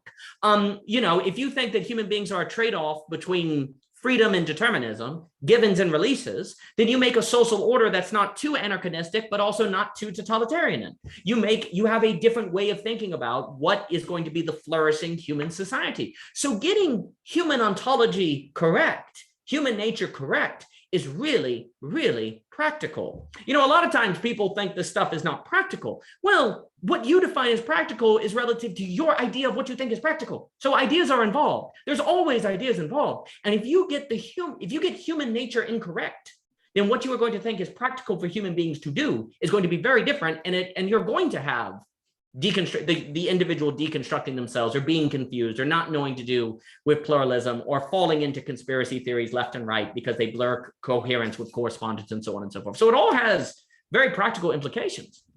Mm-hmm.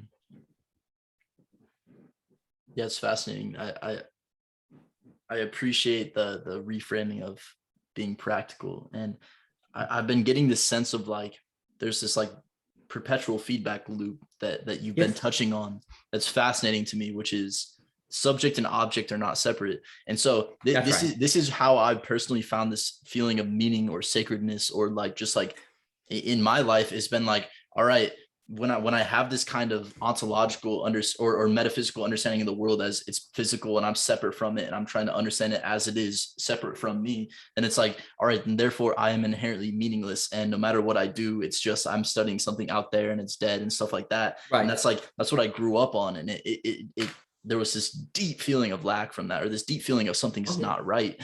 And so having this like newfound yet still incomplete understanding of I am influencing it, and it's influencing me all the time. And so every single thing that I do is going to influence me in the future, and is going to influence it too. That's a very meaningful thing, right?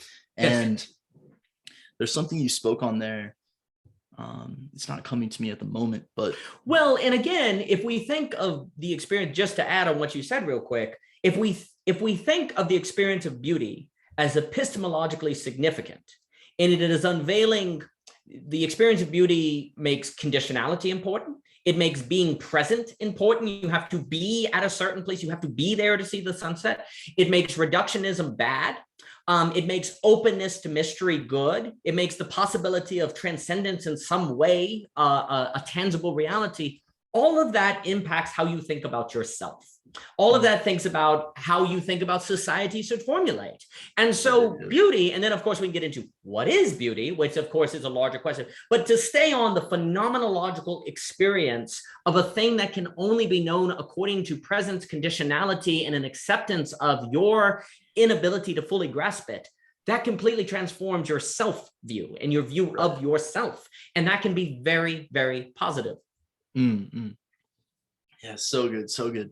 Yeah, there's this feeling I'm getting of everything is inherently super important because is extremely important, because if I understand that these things are happening, that my epistemology of the world is going to shape the world itself, or that my ontological understanding is going to shape my experience of the world, then it's like, all right, then everything I do is like not chipping away, but is like subtly changing these ontological epistemological frames, which in fact like change everything, change my experience of life, change my experience of relating to other people, of what is meaningful, of what is not. Like all these things are so fundamentally interwoven with each other, and like kind of changing the frames is like changing like the structure of like meaning and reality like itself, which is fascinating. And so the point you are making cannot be overstressed. A lot of people think about experiences as gathering information. You're gaining new info.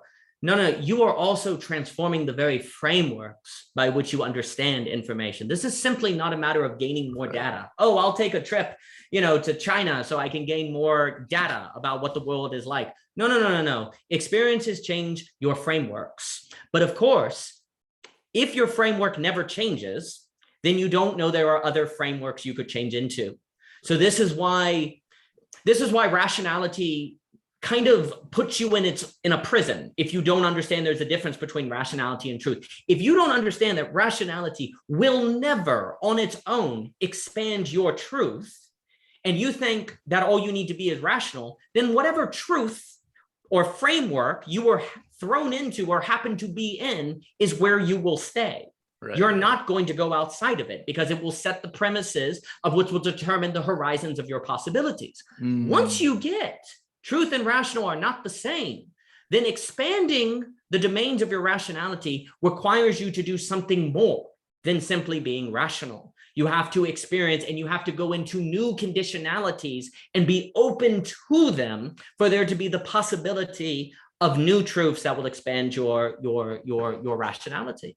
So getting this distinction completely transforms how you live your life and also the mental models and frameworks you use to determine truth, and thus what truth can present itself as possible to you. Right. This is so good. I get this sense of, this goes with like the mind infinitely, like the pluralism, being overwhelmed by pluralism, right? This feels very connected to, if instead of viewing like growing and learning as just capturing more information in the same context and framework that I'm in right now, then it's going to feel overwhelming. Like, all right, there's an infinite amount of information that can fit into this certain framework and epistemology that I have right now. But if I begin to understand, like, oh, but I can actually just change. I don't need to ever understand every single piece of information before I can actually change the epistemological frame through which I view that information. And then it becomes much more meaningful and accessible, at least in my experience of like, oh, actually like seeing an epistemology kind of shift in real time. That's like how I can watch that as it's happening, and it feels super meaningful, but it doesn't involve capturing an infinite amount of information or understanding an infinite amount of pluralistic perspectives. It's just like, oh, like what if I just focus on the frames themselves, or I travel to a new country? What is the different frame and context through which they're viewing the world? Like that's meaningful to like shift that and see it shifting in real time, and to be able to speak to someone from a different culture with the intention of, I want to try to switch my frame. Like I want to try to see what your frame is, see if I can grok it in a way that my culture wouldn't allow me to, because it doesn't have the words or the ways of relating to things, which feels super meaningful. Like that's where I feel like I get most of my meaning in life. And I wanted to bring up one or two things which may relate, or they've been on my mind throughout this conversation. Is there's this feeling of lack, right? So there's this feeling of, no matter how much I create, it's never gonna equal the infinite, right? And so there's this feeling of lack, and I want to bring up and see how you relate to lack versus like wholeness, right? Because it's like it almost feels like how I relate to it currently is, I always have this feeling of lack, like whatever I create is finite, but that doesn't mean that it's like that I don't feel whole or complete, right? So it's almost like, how can I have this feeling of being complete or whole, knowing that there's also like this completeness can exist simultaneously with the feeling of lack? And it's almost like, I think at first when I heard the feeling of lack, I kind of mistook it to be the same thing as like feeling incomplete, but it doesn't feel like those are the same thing. No, well, that's very perceptive of you, because we talk about like the difference between emotional lack and ontological lack, and so you can have the emotional lack where, say, you're not dating anyone and you feel like you're lacking a part, and you can have the ontological lack, which is a result of existing in time, and therefore there is some future that is yet to arrive that you are therefore lacking and you relate to because it is not here yet. And there's more that goes into that. You can get into Lacan and different thinkers like that. So you get an emotional lack and an ontological. But here's the thing: the very fact that human beings can feel emotional lack would suggest that there must be an ontological lack that makes that possible. So it's not an either or, they have to go together. Now, before I get into that, one of the things, I think that when you start thinking, basically, a lot of the problems in the meaning crisis, pluralism, and et cetera, so forth, are a result of people looking for more data as opposed to new frameworks. Right. And I don't think that's by chance that aesthetic philosophy has basically been disregarded and nobody cares about it anymore. And aesthetics doesn't matter, because there is something about taking the aesthetic experience seriously that makes you think in terms of taking subjectivity seriously. Because why do you find that beautiful? Why do you like The Sound and the Fury while this other guy does not? Is it simply taste, or is there something more going on? Is there some sort of becoming that defines human life, that when you become X, you are then able to enjoy The Sound and the Fury, but if you've only become W, you cannot, right? But maybe if you become W, you can enjoy the Mahabharata or the Upanishads or the Tales of Gishi or something, where the other person is missing out on that. And so there's this question of trying to meet multiple conditionalities so that the thing can strike you. Because here's the thing, the language of conditionality therefore means you have a responsibility to being open to saying, I don't like this book right now, but maybe that's my fault. Maybe I need to, rather than say this is a bad book and have nothing to do with it, say, okay, right now I'm not meeting the conditionality of enjoying The Sound and the Fury. Well, let me go through life and see if I can come back to it, where you always are remaining open to the possibility of understanding The Sound and the Fury. Well, maybe you listen to, say, someone who thinks global warming doesn't exist, and you can kind of go, oh, I think this person is nuts. This is crazy. Global warming is real. But, let me be open to the possibility that there's some truth here that I don't understand. And maybe see, I can meet a condition where I would react this way to every single global warming case study that comes out. And you say, oh, wait a minute, that guy worked. He's from 4 generations of coal mining. His whole life is wrapped up in coal mining. So of course he resists global warming, because we're basically saying you have to give up your family's lifestyle. Well, maybe he's wrong. Maybe we still need to get rid of coal, but now I'm more understanding. I can be open to this person being against global warming because I have met the condition of understanding his background. You see? So when you have this openness, pluralism doesn't have to turn. I think it's required in a pluralist age, basically, because you're encountering so much difference, because we have not, basically, since we haven't placed the aesthetic experience at the foundation of our epistemology, we've instead placed observation and judgment at the base of our epistemology. Well, of course we have tribalism, because all the liberals think conservatives are insane. All the conservatives think liberals are crazy. All of the Christians think Muslims are nuts. It all goes back and forth. So you get this you basically must get, everyone has to be trapped in the prison of their rationality. I was saying a minute ago how rationality has to trap you if you don't understand that there's truth, kind of has to put. Tribalism is the logical outcome of the kind of epistemology that everyone is ascribing to. Whereas aesthetic epistemology, if we use that phrase, inherently requires an openness that makes you you're not able to just dismiss people. You have to stay open to meeting new conditionalities that there might be something more going on, which means that your ontology shifts from one of being to one of becoming. And what does becoming mean? I always like to put a hyphen between become, because it's a state of being that always allows and is open to something more coming. Okay, so it's a state of being where you're always allowed to something more coming. You're always open to the possibility. You think all of the conservatives are nuts. Well, you're always open to the coming of a new experience of conservatism that makes it not as nuts as you thought, or et cetera, et cetera, et cetera. Likewise, you're always open to the possibility of maybe there being something more to these beautiful experiences than you tend to think, because if it's just a matter of taste. So when you talk about lack and this incompletion, becoming inherently entails a kind of lack. But I think the key is to think about the inescapable ontological lack that one experiences because of time, and we can get into more of that, to think of it as what makes possible openness. If you didn't have any lack, there'd be no possibility of openness, because you'd entail everything.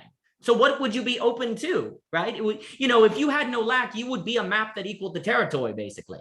And so what would be left to incorporate? Nothing. You could not become if you had no lack. You could only be, which would also mean you were dead if we follow the death drive stuff, because you're a being in different things like that. So lack means you're alive. The issue is our brain, here's the thing, the brain is naturally trained to think of lack as bad, because the brain wants being. The brain actually wants a stable state. It doesn't want to become. And the reason I think the brain wants a stable state is because you're alive right now. And if you become something new, you might die. So it's a survival mechanism. So we want to like just maintain whatever is going on right now. We know we're alive. We know the fridge has food in it. We know that we're okay. And if we become, there's a risk there. If I'm open to the Trump supporter or the liberal or global warming, that could shatter my fixed belief, to refer to Pierce. So I don't want to do it. So the brain really loves being. Okay. So it wants to view lack as bad, because lack can drive you to leave being or your stable state, to go find a way to view it. So lack is bad, because leaving your stable state is bad, because that means you have to take a risk. Take your brain and say, no, stop it. Stop doing this natural tendency to view that stop calling that without a lack. I want you to call that without openness, because what is a hole? A hole is open. It is open. It is something, it is open so stuff can fill it. Something can go in. So to think about, and here's the thing, you're talking about incompleteness. I talk about, there's a difference between, so you can never be complete unless you're not in time. And if you're not in time, you're frozen, like in that Zelda game, Wind Waker or something, and you're dead because everyone's a statue or something. But also if you're incomplete, you would be like, I don't know, falling apart a bit, your atoms would be pulling apart or whatever, different things. So really what you are is, in with the ion in parentheses, complete. Your completeness comes from the very fact that it is never stable, because it is always becoming. But that actually is what makes possible being open. And because you're open, you can always, at any moment, you can always be something more.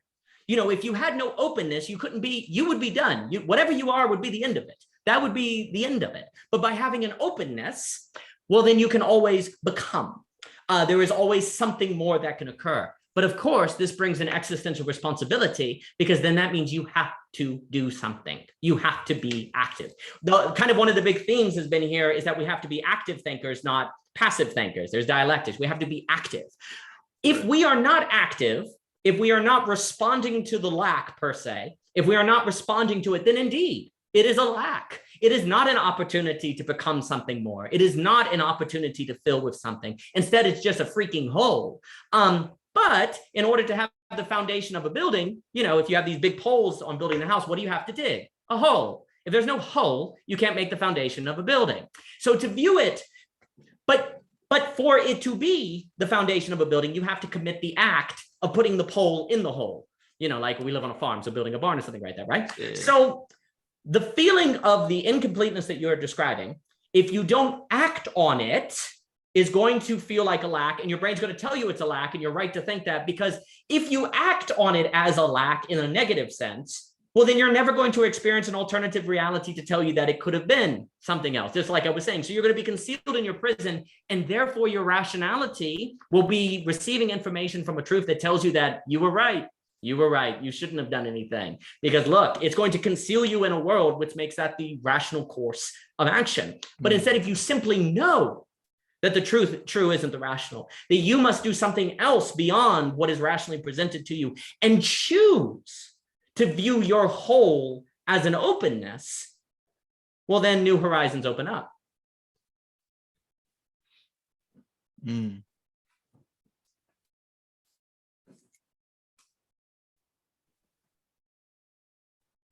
Yeah, there's something here around the becoming. I was fascinated by the becoming, you know, how I'm gonna try to tie this in, how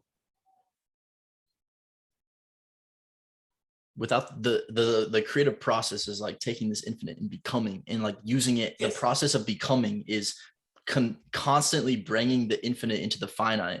Like that's like, you're always becoming, you're always open to more possibilities for creation from the infinite to the finite.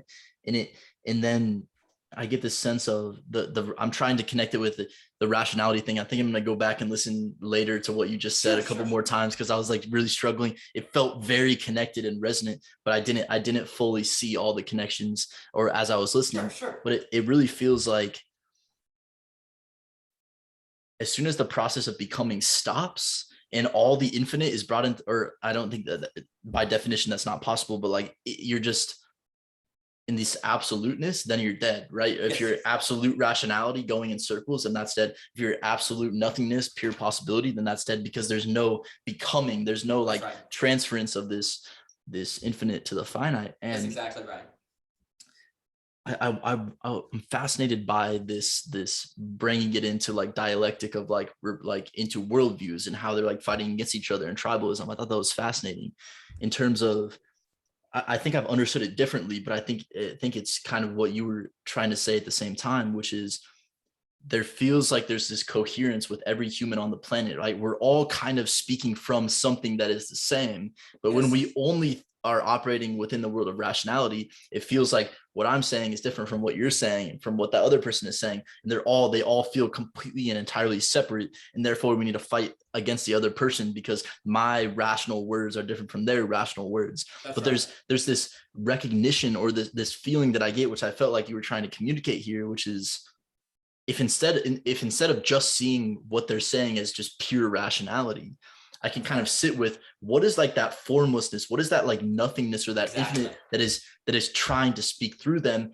and can I be open to the possibility that what's trying to speak through them is the same thing that's trying to speak through me? So like that coal miner, whatever, he just has a survival drive. He's like, I don't want to die, because if you take away my coal job and my family history, I'm gonna like, I don't know how I'm gonna survive, right? And like, what if I can be open to that, and rather than hearing global warming is false, I can hear, oh, there's a survival drive. Yeah, I also have that survival drive. This is how my survival drive has manifested in my life. Perhaps that's actually the same thing. But when we only live in the world of rationality, it feels like we're going to be fighting against each other and we're entirely separate.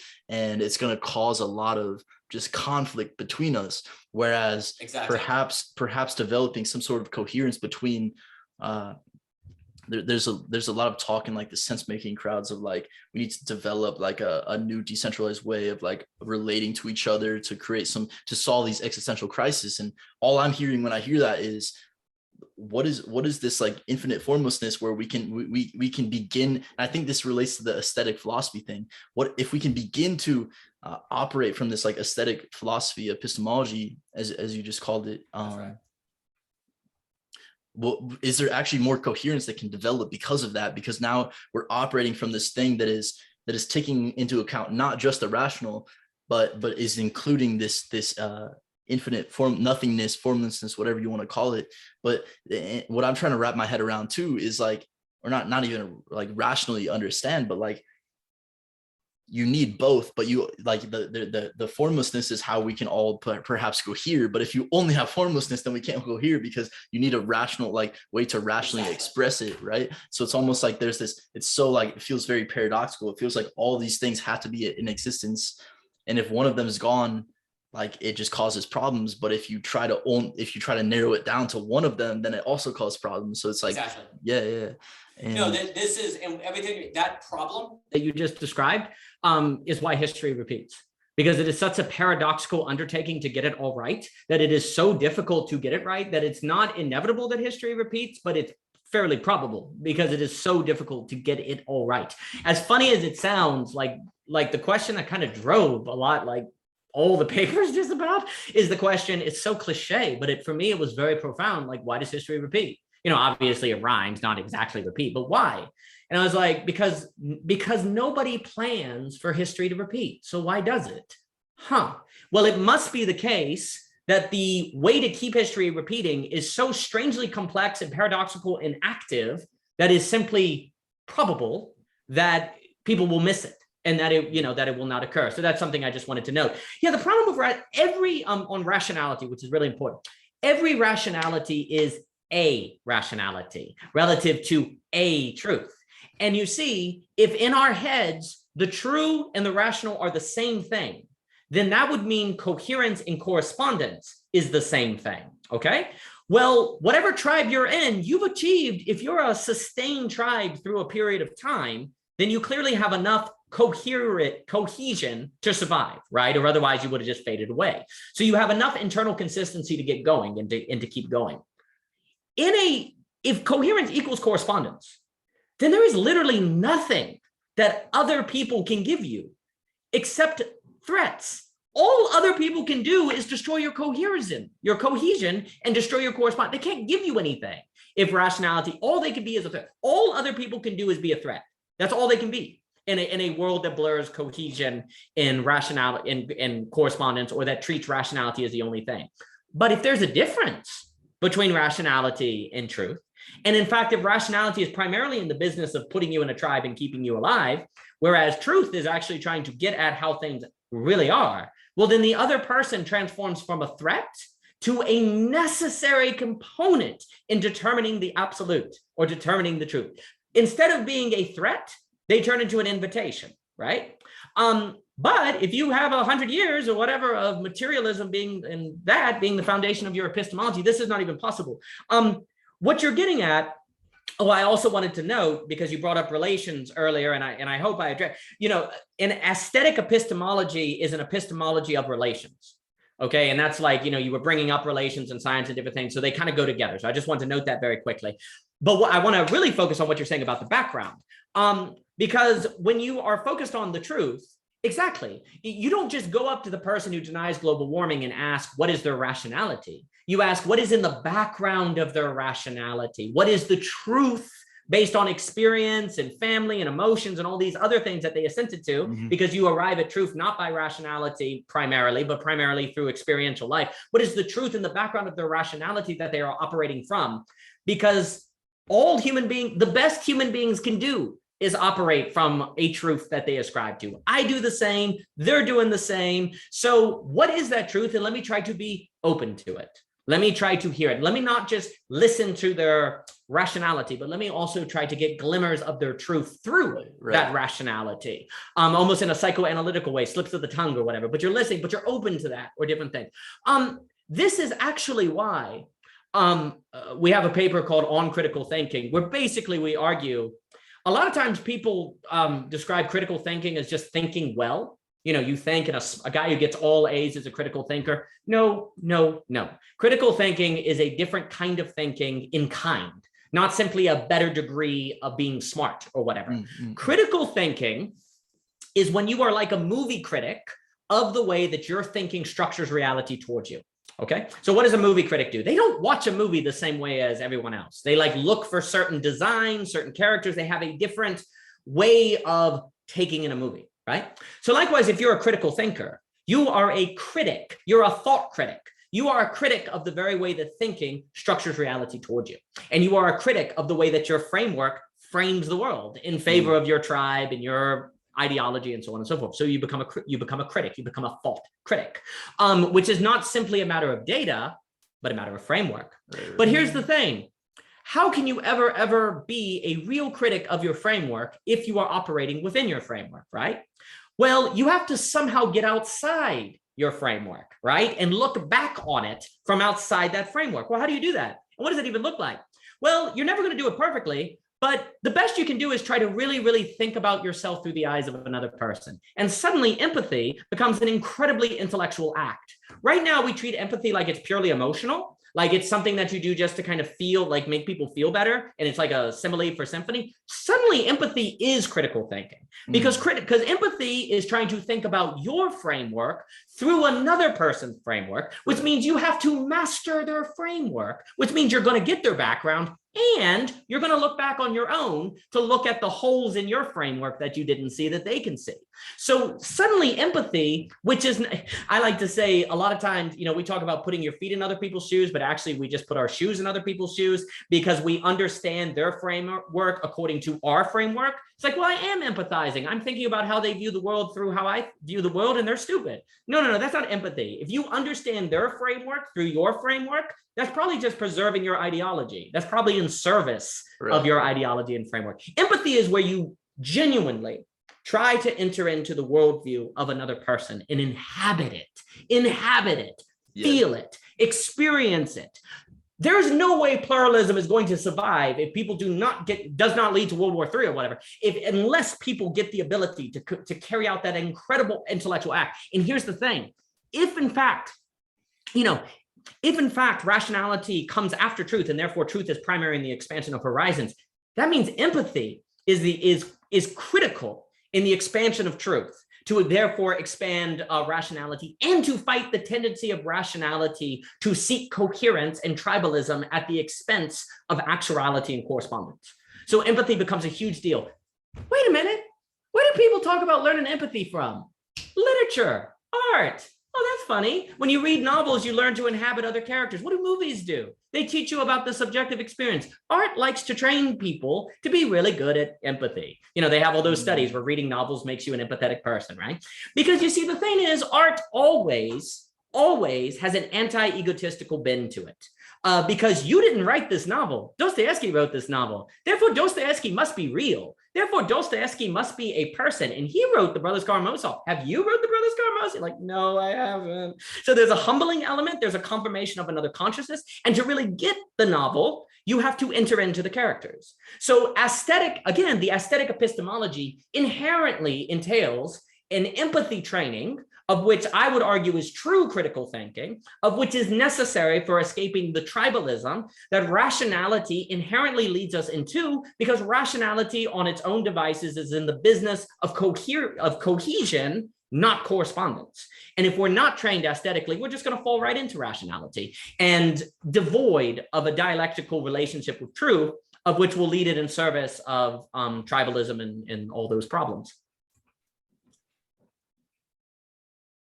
This is so fascinating to me. And what does the process look like of like dropping, of being selfless enough to drop everything and just to like, and it feels like it relates to what we spoke about, like looking at something without the labels of it, like before, yes. Right? And it's like, what if while in relation with someone else, I can actually just sit in the experience of them speaking, so much so that I can almost sense the worldview that they're speaking from. Exactly. And I can almost let like my epistemological and like ontological word like frame kind of naturally shift as they're speaking, because I'm kind of sensing into like what worldview they're speaking from. And I've been fascinated recently by the idea of like distributed cognition, right? And so it's like, I noticed there's a couple like intellectuals online that I'd followed for like years, like growing up as a child. And recently I realized that, all right, like there was one person who was very narcissistic, right? And it's because, and this person they didn't release any interviews. It sounds like they kind of just locked themselves away, do maybe have some psychedelic experiences to change their frame and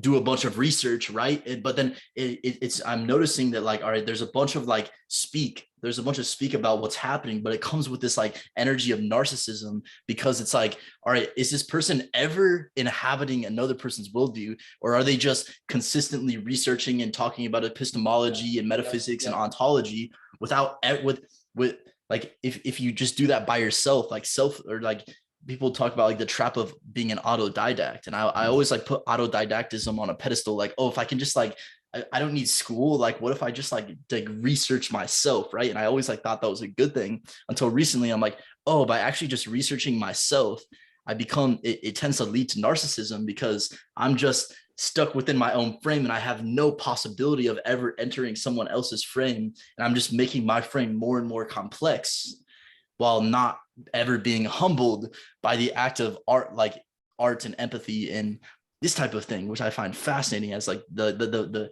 necessity of distributed cognition of sorts in order to, or not even that feels like purely rational, like of that plus like just being and inhabiting someone else as like their state of being as they're speaking. A few that, one, everything that we're saying about the role of empathy absolutely leads itself in the direction of this dialogos, emergent intelligence, this sort of idea that we need to have frameworks that are not simply located in an individual, but located almost in the space between. individuals. You know, it leads in that direction. And I think there's, you know, a great movement in that direction. It's a different topic, but I think a lot, you know, to finish reconstructing A is A on the question of does transcendence or love lead more so to empathy and therefore critical thinking? Because there's a lot of focus on psychedelics and different things, and that's not bad. And I'm not saying that it's a either or, but love, transcendence can sometimes be avoiding. You can kind of get the transcendent, beautiful experience, but you're not encountering other people. So there can be a ditch there in the same way that the guru who goes, who's not part of society may escape some of the pitfalls of society. And maybe if they come back, it will just get crucified like Jesus. And maybe none of us can do what Jesus did. I don't know. But there seems to be an interesting debate that in, I guess, what they call meta-modernity, we have to figure out between an emphasis on love and transcendence. It's an entirely different subject, but it's something I've been thinking about. On your point about isolation versus seeing other people, the writer and thinker must be communal, but they must not merely be communal. There's this great book, Randall Collins, The Sociology of Intellectual Change or something like that. And he goes through all these different groups, and I'm reading this biography. I'm trying to finish this big paper on Keynes economics and difference between investment multiplier and money multiplier. Anyway, it's interesting. Keynes is like part of the Bloomsbury group, and he's Virginia Woolf, Leno, and all these different painters, Dunn, and so on and so forth. But he also has periods where he goes off on weekends where he's by himself. Right. But then he goes back into the group. And so I think there's a dialectical relationship that has to form. If you're always talking about the book you're going to write, you don't write the book. But if you write the book and you never say, have someone read it and tell you that it sucks, then you never get better. Right. And of course, no one writes anything that they don't think is amazing. So how do you make sure that it's actually better? No one comes up with an idea that they invest in that they don't think is good. But of course, how do you actually check and balance it, right? You need other people. Here's the thing. If you only have rationality, then check and balancing is always just going to be like bad because there's nothing they can give you. Like if you believe that truth has to expand and that your rationality is keeping you from seeing a bigger truth that rationality needs to experience into, then isolationism is extremely tempting. And also when you give your story to someone and they say, well, maybe you've got, you don't have enough description. I can't really get the movie in my head. It's too analytical. You'll say, well, those people don't know what they're talking about. You know, all this book works and it's all coherent. It's all coherent and it all goes together in different things. So it's very, very easy if you don't understand that you as a human being are literally incapable of getting the whole truth because you're always a finite translation of the infinite. Well, once you get that, then you're always open to feedback. You're always open to the other person telling you what to think and so on and so forth. You know, because there's two ditches. You could have, you know, you could be willing to be part of a community, but if you are still ascribing to autonomous rationality, that community is not going to benefit you as it will. In fact, you're probably going to turn bitter and the community is going to fall apart. That actually happens a lot. Like a lot of communities that come together because they don't understand the difference between the rational and the true and all the stuff we've been talking about and the need for an aesthetic epistemology, they collapse. And that actually happens on the level of revolutions if we want to get onto different things. Like if communities are to stay together, and we can get into the sociological implications of the distinction between the true and the rational, communities to stay together really, really need this distinction.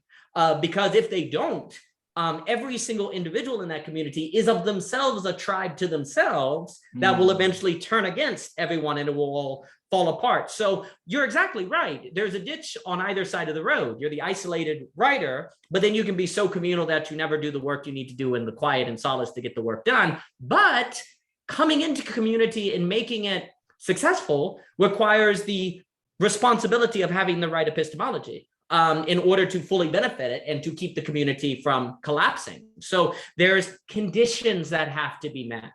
You see, that's really the crazy thing. We don't have a language of conditionality in our epistemology, which generally speaking, I think is one of the most beneficial components of an aesthetic epistemology. You know, we just kind of think that, oh, it's your personality. You're a writer, right? It's just what you do, or you're not a writer. It's just not what you do. Well, really, maybe you could become a writer if you meet certain personalities. Or we've kind of made everyone has a personality. Oh, they're just a people person, or they're not a people person. Well, here's the thing. Like, basically, we're saying that if you're an introvert, then you've got to learn to be more extroverted. If you're an extroverted, you got to learn to be more introverted. If you're an artsy type, you've got to learn to be more practical. Like if you take the dialectic that I'm describing seriously, then everyone has to learn how to at least appreciate and benefit and learn the good parts of other frameworks and other ways of being, and do their best to participate in them, not where you're sacrificing yourself and just becoming, being another person. Because if you literally copy another person, that's a form of being as well. That's not becoming. You're being that other person. So you have to find yourself, but you also want to be inspired by the different. If you're an introvert, you want to be inspired by the extrovert. If you're an extrovert, you want to be inspired by the introvert. It's all aesthetic, right? The artist talks about inspiration. So you view community as a space of inspiration, really. But in order for difference, because people are different, in order for difference to be a source of inspiration as opposed to a temptation of violence, because traditionally people take difference to be upset, then you have to have the right mode of thinking to make difference a source of inspiration and positive constructive change, which you likely won't if you're following the classical materialistic epistemology and you don't have an epistemology of conditionality, of which you learn from beauty. And if you take conditionality seriously, then it becomes possible. You're not simply locked in whatever personality you got. You got, X personality, therefore you're going to be an athlete, therefore you're going to be a businessman or whatever. It's like, no, there are conditions that you could possibly meet that could open new horizons. And of course, there are socioeconomic factors that keep people from doing certain things. And indeed, there is natural disposition. There has to be truth to the Myers-Briggs for it to be popular, and people do find it. I'm not saying there's no truth to it, but we have this either or thinking where we're simply determined. And that way of thinking gets in the way of openness to the difference of community that could change us for the better or change them for the better. So I think the epistemology of conditionality is critical as well to really get the inspiration that a community can bring. So the epistemology of conditionality, trying to like understand that. Sure. Right? And so it feels like, in my experience, it's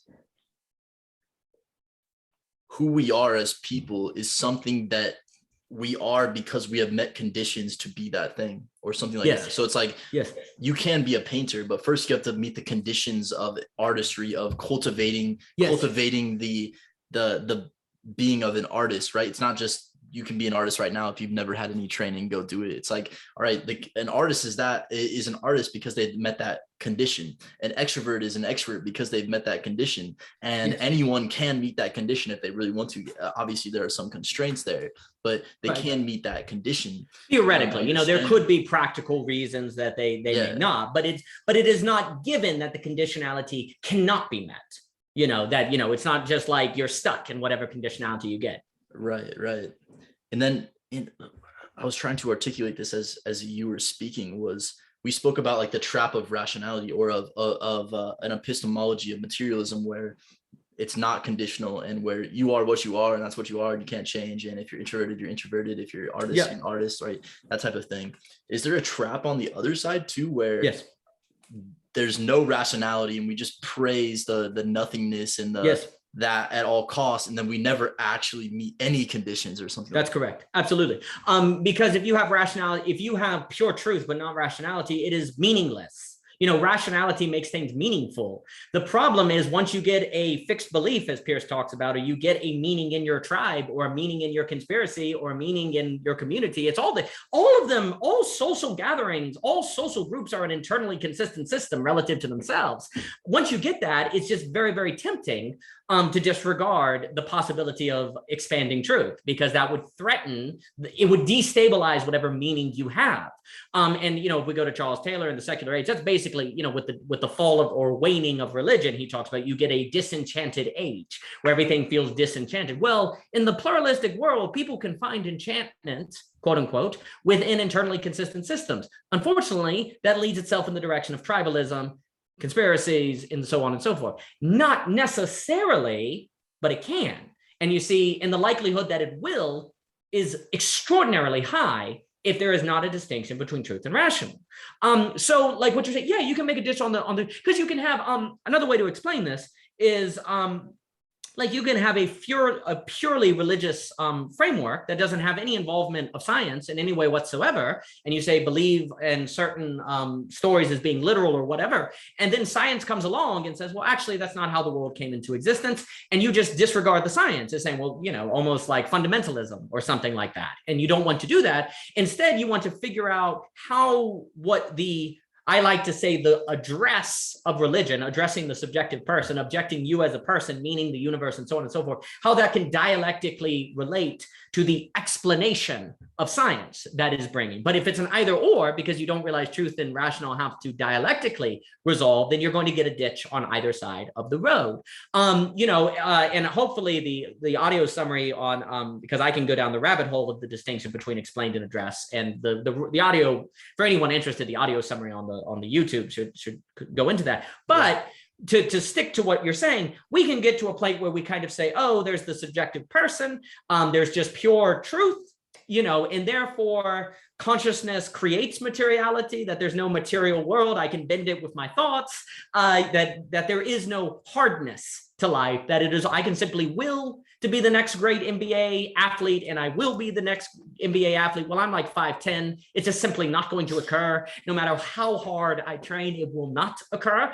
But there are other things I might be able to excel at that other people cannot excel at, because I have different conditions I can more easily meet, or different things like that. So certainly you can just deny material reality and say, well, my truth is that I'm an NBA player, and that's just irrational because you're 5'10". That is not a good course. That is, and also too, that is a truth that is only true within you. It's not dialectically relating to the material world where you're only 5'10", right? It's not dialectical. It's just in you and contained in you. And so it doesn't have any foundation. It's fragile, right? And in order to maintain that truth, anyone who brings you counter evidence, or who says, well, look, everyone in the NBA is over 6'5" or whatever, I don't know about this, you'll just ignore them and push them away and go more and more into your own internal view of how the world is, idealism or whatever. So yeah, there's a ditch on either side of the road.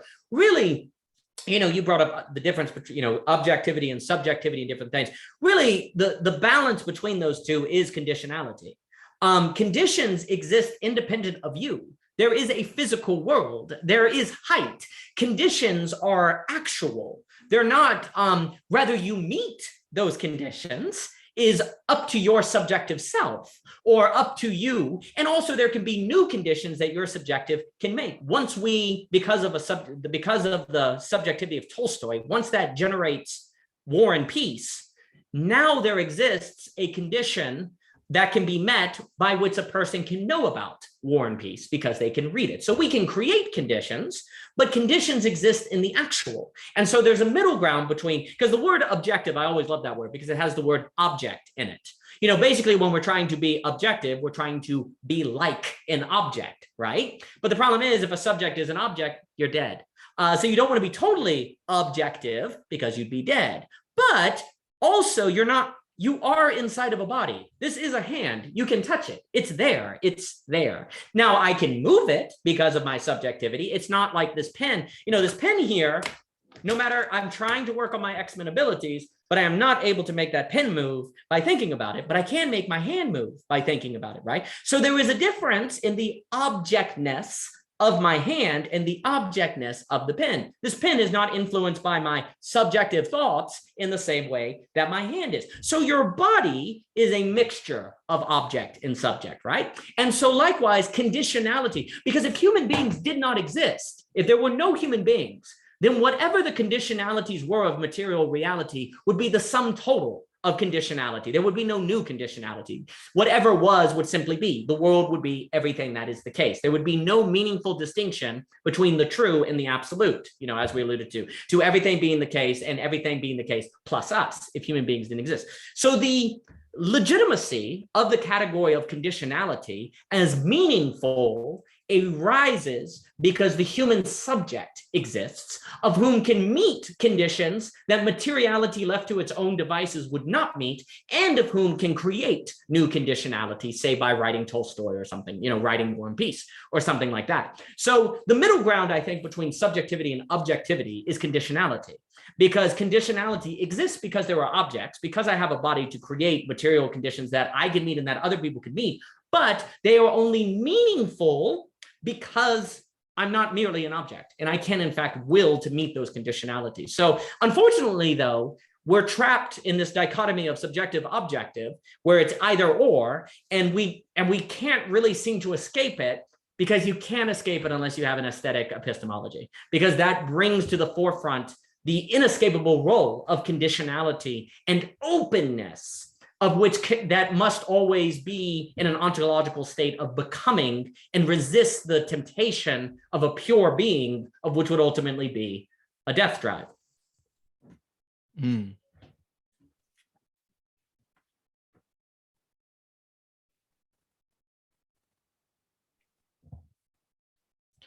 Yeah, so we've already hit the 2-hour mark, so I want to just Delightful. Yeah. I want to ask one more question, or there's Please. one more topic that's been sitting with me for a while that I wanted to bring up, and I think it relates to what you just said as well. There's this becoming. We're circling around these topics like over and over again, which is like becoming, which is like nothingness or something coming into the finite, and then this feeling of lack, of never actually reaching the infinite, and then the conditions. I'm still trying to wrap my head around the conditions, but it's like the conditions.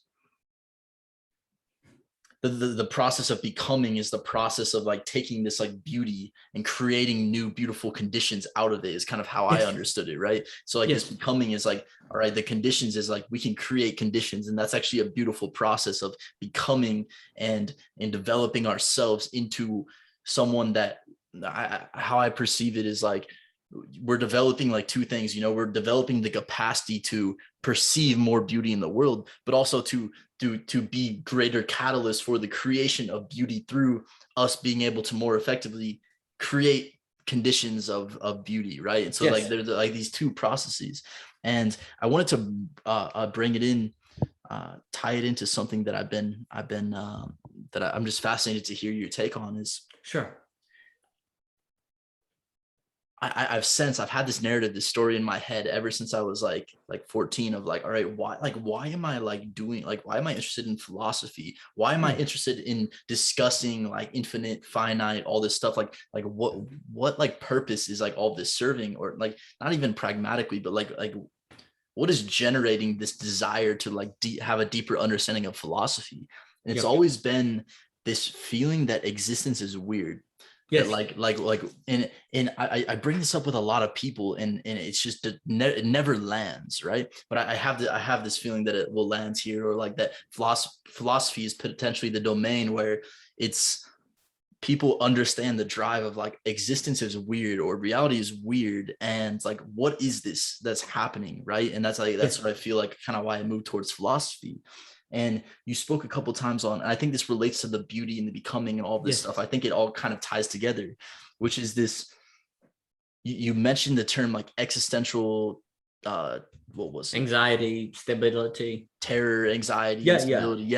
And like, that's something that like, there's been a visceral feeling for me in the past, you know, there's been this feeling of, and it kind of is like associated in my experience with like overwhelming pluralism, or this like kind of I can never get all the data, you know, and I just like what is this existential terror of like just being finite almost is almost terrifying. But then there's also been this equally as intense experience of existential beauty and of existential awe.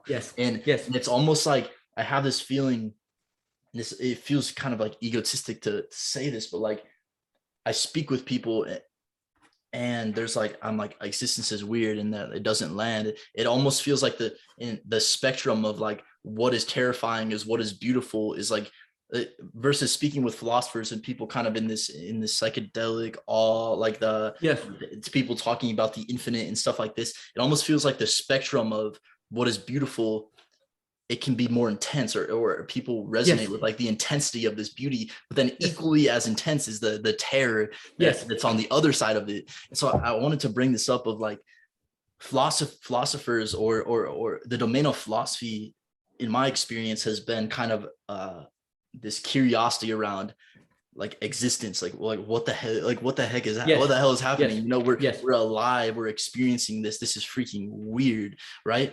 But at the same time, it feels like it's related to, all right, I want to become, and I want to be able to Yes. perceive Yes. and create more beauty in the world. But what comes with that is an equally as intense terror of what the hell is happening and what Yes. like of existence, right? And curious what that. No, that's outstanding. You know, before I forget, I also wanted to note that experiences of beauty tend to occur when we meet conditions that harmonize together, and that harmony and beauty tend to go together. We have a feeling that everything is fitting together in the right way, that there's a sort of feeling of fittingness. Now, the conversation of what exactly is beauty, hopefully people will read the papers and different things. And also I want to argue also that what we find beautiful is what we naturally treat morally. If I find a person beautiful, you don't have to make a law to make me treat them morally. I just naturally do it. The beauty actually has a lot of different consequences. And also beauty inspires creativity. And I would argue that creativity is actually what increases the well-being of the socioeconomic order, that creativity is what creates technology, and technology is, and so beauty is also economically very significant. So I think it's significant for ethics. I think it's significant for economics. I think it's significant for overcoming tribalism because it tends to beget empathy, like we were saying. And hopefully the fate of, so basically the fate of beauty, the book is called The Fate of Beauty. And the phrase is the fate of beauty is the fate of us, that our relationship with beauty actually permeates throughout the entire, like every facet of the social order. And it just doesn't seem it does, because to what we're going to get at here is, if you do not think beauty is important, then you will never see evidence that it is, because you necessarily, according to your rationality, will set yourself off into a life where it isn't important and it doesn't offer an alternative. And thus you are rational to think it is irrelevant, because you never have the experiences that would unveil to you that there's something more to it. And so everyone's rationality is trying to lead them inside of a room where the door is locked. And we have to very actively know that there's something beyond the room in order to leave it. But rationality will never give us reason to think that there is something beyond the room. We just simply have to know it and have faith, really basically a belief in it, a sort of knowing that if I leave this room, I will find a bigger house, and therefore commit the actions to make that occur, so that you meet newer and bigger conditionalities. So that's just an overarching point. On the point that you're saying about philosophy, and you were mentioning this, how you have higher highs and lower lows. It's kind of like if you do philosophy, you get really highs, but then you get really low, and there's risks here where it's like a different investment strategy, right? Maybe you're just blue chips and you'll get the dividend, so you don't do philosophy, and you kind of have good highs, but not also bad lows, but it's more stable. Whereas if you do philosophy, maybe it can feel more like you're investing in biotech stocks or something, where if you pull it off, bam, you really do well on those cryptocurrencies or meme stocks or whatever, but then you lose 50% of value in one day or something like that. So there can be this feeling of extremity, and I think there's truth to that. If I came up to you and I would say, man, engines of cars are really complex, and you had never in your life opened the hood of a car and looked, you'd probably be like, oh, okay. Now they're pretty simple. I just turn the key and they turn on. What are you getting at? Like, if you never opened the hood of a car and really looked at an engine, and I told you that they were complex, you really wouldn't get it. Maybe you'd say, yeah, engines are complex. That's cool. But if you never actually opened it and looked yourself, you really don't get what I'm saying to you. And also, very often when a mechanic, you're driving your car, and let's say there's a mechanic sitting in the front seat, and he's driving along and he goes, wait a minute, stop. And you're like, what? Why you stop? And he gets out of the car and opens the hood. And you're like, what are you doing? The mechanic has experiences where a certain sound that he recognizes means that there's something wrong with the engine that he knows he needs to go check, because if it is not checked, the car may explode and you might have trouble, right? But to you, it's nuts. Like, if you don't have any training in mechanic work or the sounds or whatever, you're like, what is this guy doing? He's just being difficult. We're going to be late for lunch. Now he's pulling the car over and he's looking at the engine. Why are you doing that? Just get in the car. The mechanic knows, there's something going on here that you simply have not met the conditionality of being a mechanic to understand, right? So there's two reasons people tend to become philosophers, generally speaking. One, there's some sort of personal crisis that occurs where, because people don't understand each other, or they have a certain worldview or idea or something, that the family explodes, or there's difficulty between people because they don't understand each other. And they're like, why did that occur? Like, there's some sort of problem that emerges that they then go, why did that happen? So you're like the mechanic that you hear a sound. And you're like, I feel like there's something wrong with the engine. I feel like there's something wrong with the mechanics by which people operate or that they understand the world. So why do they do that? I have never met someone that got into philosophy because they're like, I enjoy reading Being in Time. No, you don't. You learn to appreciate it after you figure out how to read Being in Time. But basically you do it because there's a sense of if you don't have a certain understanding of life, then you're at risk. There are certain problems that can occur that you will not have the ability to handle. There's a sense that if you don't learn how to control your will, then you're just going to be consuming everything capitalism throws at you, and you're not going to have any ability to satisfy yourself. You're going to get into relationships and small talk and not really understand how to get into deeper matters so that you can relate on a deeper. You have a sense of it when you start the philosophical journey. And so then you go in and say, oh, there is something going on. So you have the movement into philosophy from a sense of the engine is not working. Another reason that leads to philosophy, Levinas once said that the goal of the philosopher is to make the ordinary strange again, to make the ordinary strange again. Right. And I'll also note that the philosopher, as they meet the conditionalities of getting a deeper understanding of life, they also see all of the great good that it could arise to, but that also brings to the torment of when that greater good is not realized. Dante describes, it's quite funny. Dante describes hell as a place where people relate to God by hate. So it's like what ends up happening is in hell, you could have been saved. And that's part of your torment because you know that you could have accessed heaven. So likewise, when the philosopher understands that if people just weren't crazy, or they had a better understanding of things, and that sounds tribal, but generally speaking, you can see how people can't escape their personal conflicts or they can't stop consuming capitalism. You just kind of understand that if they just maybe had a different framework, life could be different for them. There's a torment that comes when you see that that is not occurring and all of the pain that people suffer as a result of not learning those lessons and how their marriages can suffer. Because philosophy will help your marriage, for example. It really does, because it helps you learn how to empathize and to think and to view situations in complex forms in the same way that literature does. So you have philosophy that emerges from a sense of something being off, but then philosophy can emerge when you really have a sense of something more to life. When you have a big experience of a sunset or something like a true beauty or a true magnificent emergence occurs, that you go, this cannot be explained simply in terms of my previous understanding of how the world operated. This event, this occurrence, this breakthrough of a glimmer of something more cannot be understood in terms of how I previously understood the world. So your framework is shattered. It's broken because it's gone. But now because it's gone, there's a possibility you have to find something new.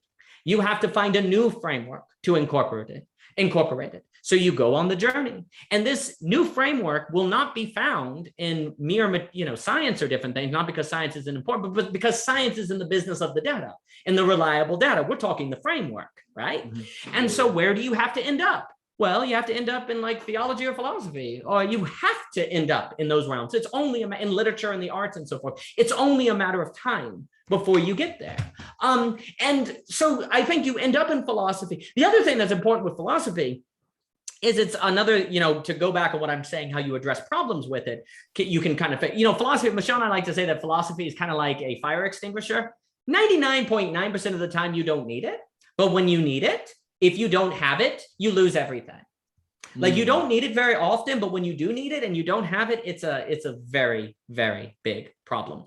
Well, for most of human civilization, the average person could get by without being philosophical because nation states were separated. You didn't have global trade. There wasn't pluralism. There wasn't globalization. So you could get by and be pretty safe simply ascribing to rationality as truth. Well, we're now in a world where that doesn't work so much. And we did not have the fire extinguisher. We didn't have it. And so we are in a bind. In the same way, too, that you can get through 99.9% of your life not being very good at empathy. You really can. You can get by. You can just kind of get by. But then when that fight happens with someone you care about, or when that situation arises and you don't have that ability, the consequences are really, really dire. And you don't have any way to stop it. So I think philosophy, the desire to get into philosophy also comes from a hunger to really live life, to really live it, to really understand it so you can get deeper into it, because it doesn't fit into the frameworks that the social order just naturally gives you. You need a bigger framework Two, it arises because you see consequences that occur when people don't have it, when they don't understand the world, and then they enter into the meaning crisis, or the family falls apart, or different things like that. Three, it's also in a sense, an investment strategy to make sure that you never have some sort of relational or metaphysical dilemma arise that shatters your entire world and you can't recover from it. And four, I really do think that a lot of people who get into philosophy and stay in philosophy do it because they think it's beautiful. The people who just become the academic people reading it and whatever, and it becomes boring and they hate being at the academic conference or whatever, which, that happens, it doesn't become beautiful to them. It stays analytical. So philosophy, you also get into philosophy when you start to feel as if understanding the world philosophically increases its beauty. And there is something about Plato's cave or Plato that increases your ability to see the beautiful. And that weirdness, if you think about it, reading a book is weird. Like, think about it. You're sitting there, you got black marks on white paper, and there's a movie in your head. It's really weird. You're here, but you're also there. It's a very weird thing. But it's also what makes possible these higher experiences. When you encounter a truly beautiful experience, it's like your self is suspended. You're completely lost in it. You're kind of gone. You're in the music. You're in the book. You're just taken from it. So it's weird. The most important experiences of life are weird. And so when you say life is weird, you also understand that that means there's an opportunity for having the greatest experiences of life, of which are themselves weird, if only you could figure out the best way to meet the conditionality so that you can have more of those weird, good experiences occur. And so then you start reading philosophy because you want to prove ready for when the new horizon opens up. That's beautiful. Thank you so much. I think that's a good place to end it right there. Well, thank you, Mr. Nelson. I've enjoyed this very much. Thank you, sir. Thank you.